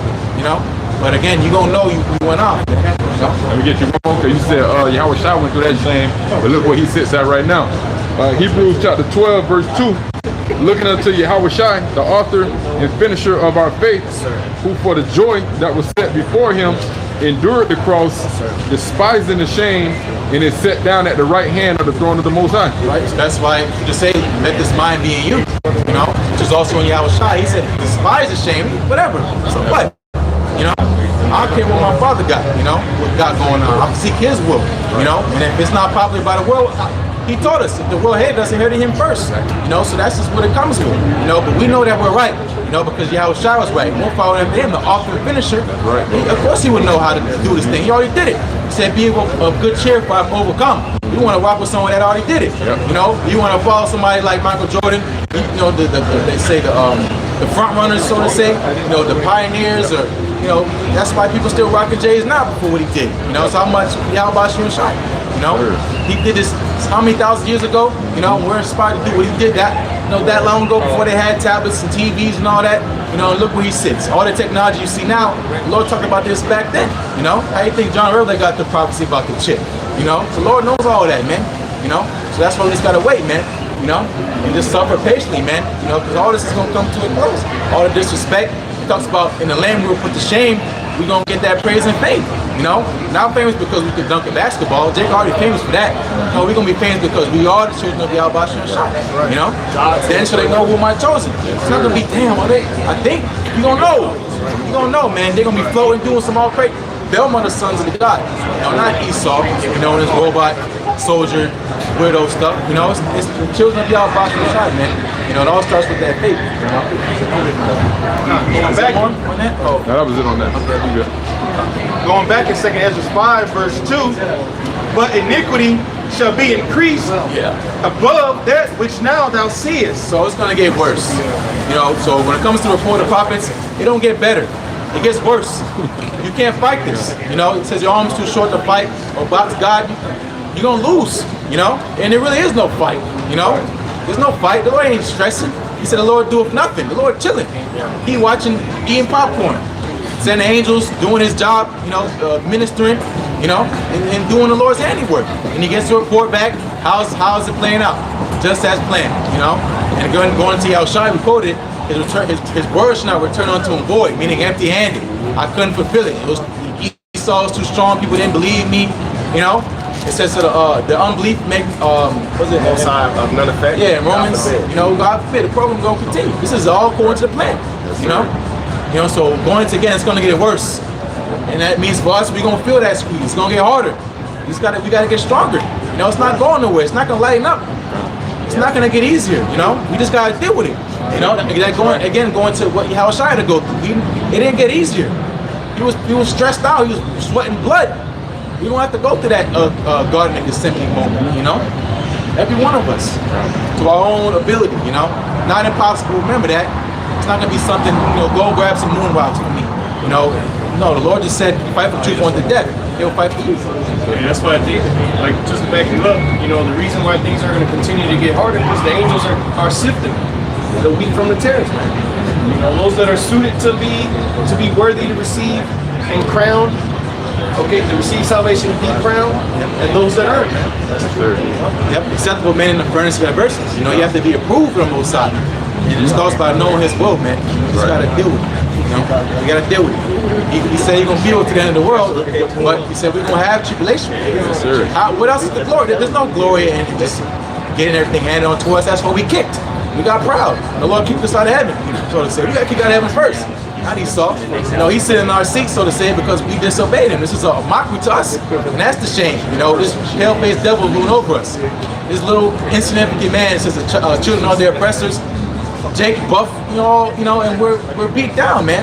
Because again, this is the shame, man. You should be embarrassed, you know, what happened onto us. But Jake don't give a shit. So guess what? Hey, that's on you now. Well, should be read again. Verse 2, 2nd Ezra 5 and 2, but iniquity shall be increased above that which now thou seest, or that thou hast heard long ago. Yeah, so Revelation 18th chapter, when the Lord said the sins of this place reach up onto heavens, what do you think that means? It's gonna get worse, you know, and that ultimate evil that's gonna come is the chip. That's where the Lord is gonna bring these missiles. That's why he's gonna show in the days, because this man gotta go. It says, he that letteth will let to be taken out of the way. Well, that's the time the Lord gonna take him out the way. All right, that's it. That's his whole plan is this whole new order thing. It's very elaborate, very extravagant. Any villain got a good plan, but it don't work. Esau's plan not gonna work. The Lord, we were going to live earlier, all his craftiness is all gonna fall upon him. You know, the Lord's gonna use all that momentum of evil towards him. You know, but going to evil increasing, that means we gotta be more on the right hand side. We gotta be more tapped in, be more into the spirit, because that worldly spirit is gonna vortex you in. You know, that's why it says, pray that we enter not temptation. You know, continue to watch. You know, at least we become drunken like them. We start drinking that juice again. You know, and it starts small. You know, it says the deceitfulness of sin. You know, it's very deceitful. It's very subtle. You know, that's why we have to stick close to each other. That's why the spirit be going about the brotherhood. You know, because who else gonna reprove you and tell you that you're going out? You know, it says iron sharpening iron. These people don't know the wisdom of Yahweh Shai. They encourage you to do evil. Oh, see what this nigga white. Yeah, that ain't nothing. Eat some bacon. That ain't nothing. You know, you be around godly men, man. They gonna see folks and they gonna correct. They're judges. And that Yahushua said, when I see I judge, my judgment is just because I seek not my own will, When brothers is getting on you, they're not seeking their own will. They're trying to make you great, man. You know? I got a precept. 2 Ezra 14 and 14. Let go from thee mortal thoughts. Cast away the burdens of man. Right, that's a lot, you know, that's why going to one of the milk scriptures is love not the world. But Jacob's very mortal, you know, thinking about things here that concern the earth, you know, how I'm gonna eat, how I'm gonna be somebody and all that, you know. That's mortal thoughts, going to how I'm gonna live, because that's where everybody in the back of the mind is, I wanna live, I don't wanna die. You know, nobody wants to die, you know. But how about you wanna live? You know, Jake's so worried about dying, they don't wanna live, you know, trying to avoid not dying and they end up dying, you know, because again it says he that remained from the congregation of he that, how's it go? One out of the way of understanding. One out of the way of understanding. He shall remain in the congregation dead. So you dead, you've been dead. You know, we've been quickened, you know, we've been made alive. Now we're not dead. We're not worried about mortal thoughts, you know, because the Lord already conquered this thing of death and all that. Yeah, it hurts, you know, whatever, you get cuts and bruises, but you can't cut deep enough to cut the spirit, you know. That's why we fear Yahweh Shai that can kill the body and torment the soul in hell, man, you know. Walk in prayer, please. It reads on, it says, put off now the weak nature and set aside the thoughts that are most heavy unto thee. Again, you know, so casting that burden upon the Lord, how, all those kind of questions, you know, you cast them on the Lord gonna deal with it, you know. You know, of course, don't mean put your feet up and just chill, you know, like the Will Smith, we spin around in the shade, just chilling. No, you gotta get on, you gotta work. He says, work with your own hands. How's it go? Study to show yourself approved, all that, you know. But again, how we're gonna get ourselves out of here? The Lord already got that planned out. You don't need to figure out your own plan. The Lord already got the plan. He already got everything laid out. Again, we're going to from the beginning. It's already been set up. You know, so how are you gonna try to figure it out? The Lord already got it figured out. You know, so cast it upon the Lord. You know, and you're down and out, man. The Lord. That's why He's there. You know, He's always been there. He says your iniquity separated from me. You know, so that's why again, casting out the weak nature is the flesh. Tap more into the spirit, man. You know. Verse 15. And set aside the thoughts that are most heavy unto thee, and haste thee to flee from these times. Right, inquire how the godly shall be saved. How you gonna get out?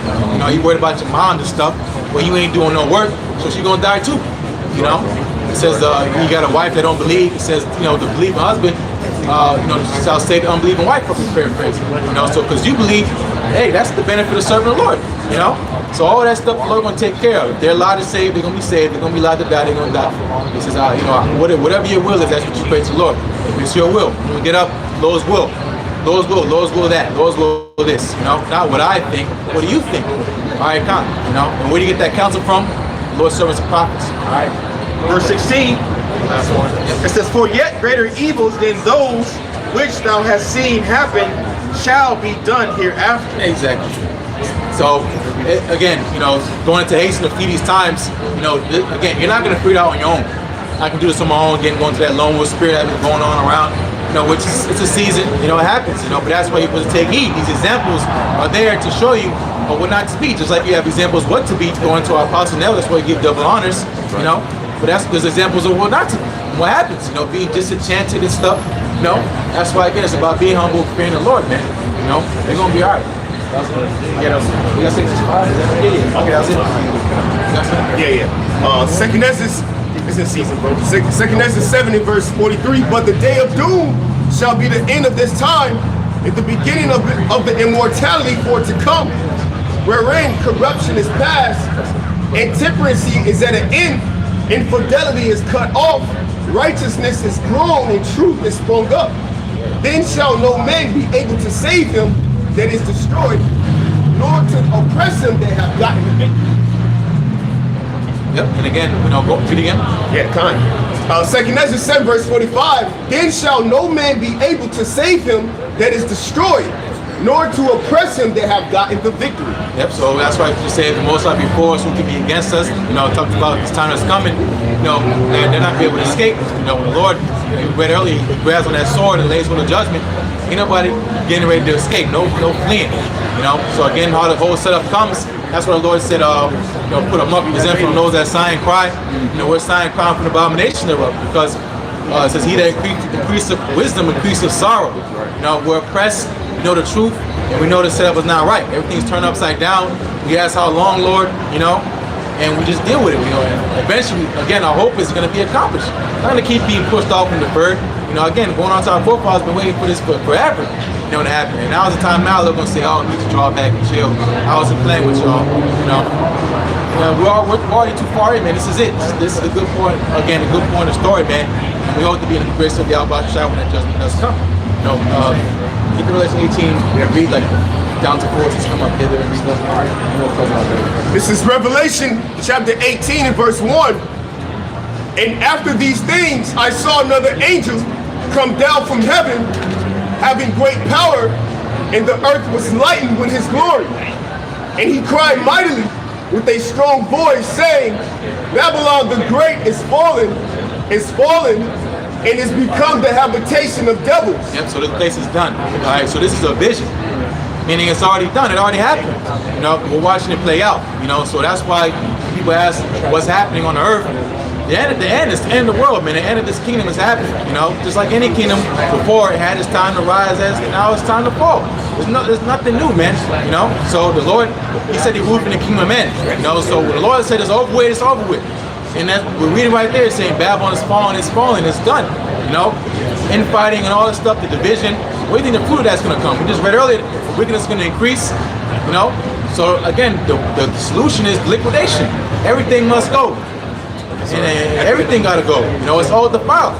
You know, even the everything, man, gotta go. You know, that's where that goes into the promise. It says the Lord said that He gonna make a new heaven and a new earth. You know, so again, good. We want it to happen. You know, because again, we can't be set free unless this place is taken out. You know. Come. In the hold of every foul spirit, in a cage of every unclean and hateful bird. For all nations have drunk of the wine of the wrath of her fornication. Yep, so that cup that was passed around, everybody was drinking on, yeah, feeling good, you know. Now they're coming down off that high, so to say. Now they gotta deal with the consequences. If it's thinking about a woman, they don't deal with consequences. You know, they don't deal about the after effect. They're just living a moment, you know. They say, I live, what shit go, they say, I'm here for a short time and a long time, you know. They're not thinking about later, you know. But now is the time we gotta deal with later. You know, now's the time that you put off, that you said, you know, who's gonna bring me down to the ground? You know, again, going to that pride. Well, guess what? Your answer got called. Well, it's like your call got answered, you know, and that's gonna be the Lord, man, coming with the greatness of His glory, you know. Come. In the king's slaughter, for all the nations have drunk of the wine of the wrath of her fornication. Yep, so all these deals and intermingling, you know, these treaties, you know, and all this came from the backs of who? So-called Negroes, Latinos, and Native Americans. How did glory this kingdom come about? Is because we got destroyed. You know, this land you live on is not the so-called white man's land.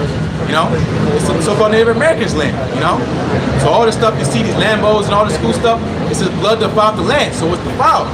So what cleans the blood of the blood that shed it?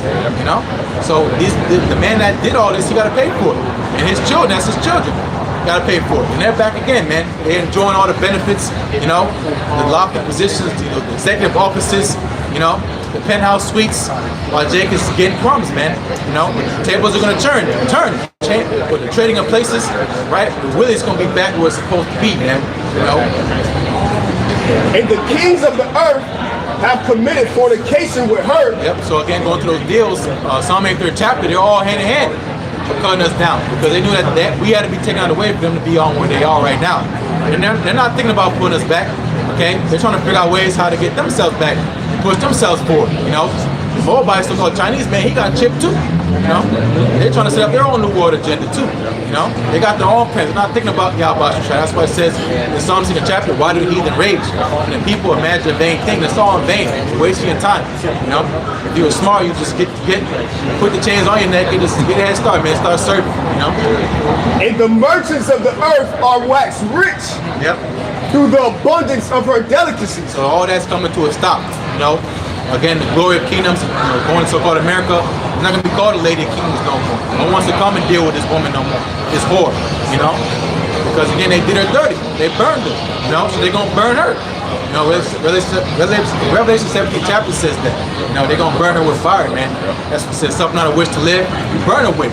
So that's what's going to happen to so-called America, you know? So all the trading, it's all stolen goods, you know? So they got to pay up, you know? And I heard another voice from heaven saying, come out of her, my people. Right, my people, not everybody come out. You know, my people. Who are those people on that sign? All right, so-called Negroes, Latinos, Native Americans, the Israelites. Okay, come out of my people. That's going to physically going to happen. God's going to beam us up in ships.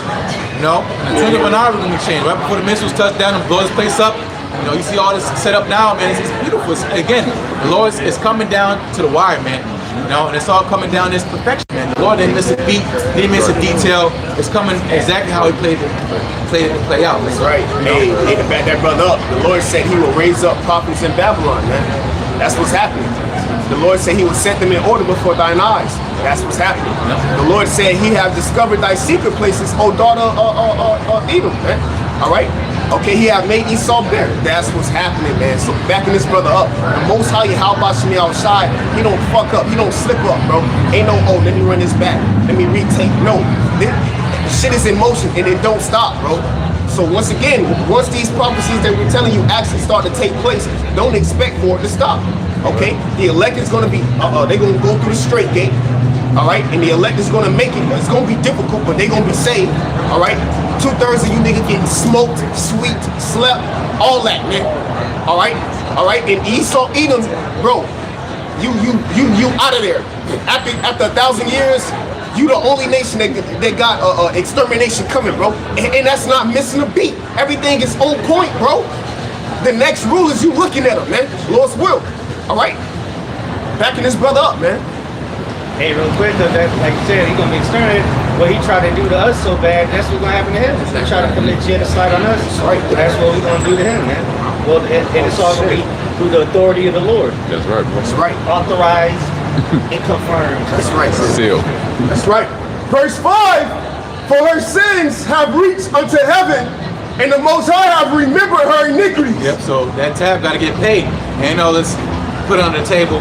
Let's forget about it. Let bygones be bygones. Now that it says, if someone stealeth a man to be found in his hands, surely he shall be put to death. We're still in this man's hands. He got to pay up. He's not gonna let us go. We make him too much money. Jake dunking the ball and all this stuff. They come to see Jake, man. That's what makes this kingdom great. So the Lord gonna take us out of this man's hands, just like Pharaoh. Verse 6, reward her even as she rewarded you, and double unto her according to her works. And the cup which she hath filled to her double. Yep, and that's the judgment. And it's gonna happen very fast and very brutal. Very quick and swift judgment that's coming. It's a build up. When it happens and it comes, it's gonna come. It's gonna say 1 hour. All the great riches, we'll find the point to stop. It's all gonna be tonight. Reward her, man. Again, reward is judgment. Okay, that's it. Yeah. Hey, you want me to jump down to that? That's verse 10. Find a good point. All right, bet. All right, verse 9. So verse 10. Standing afar off for the fear of her torment, saying, alas, alas, that great city Babylon, that mighty city, for 1 hour is thy judgment come. Yep, and that's gonna be the talk of the town, so to say. Everybody gonna be seeing that smoke and burning, so-called America. All this, pictures of vacations, going to Miami and going to LA, and all that's gonna be gone. Okay, you can't distinguish none of it. It's all gonna be ash and burn. Fire. So again, in a very short amount of time, it's gonna be done.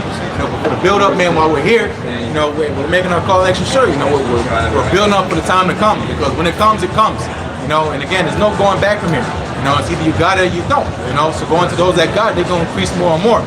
This world will continue to decrease and continue to lose until it's done away with. Everything's building up, man. World War III, the chip right down the street. Okay, and you people are gonna be meat for destruction. All right, again, going to elect. The Lord says He's gonna quickly redeem them. Okay, grab them out of the situation. This worst case scenario, before you know, it's gonna be like a bad dream, man. Like it's never happened. But anything. Hey, man. So with that, those words be edifying. As always, want to give all praises To Yahweh, Ba'ashem, Yahushai, Ba'ashem, and Kakudash. Double honors again today was the apostle of the great millstone, and peace and blessings to the elect of Israel. Shalom. Shalom. Yes, sir. Good shit.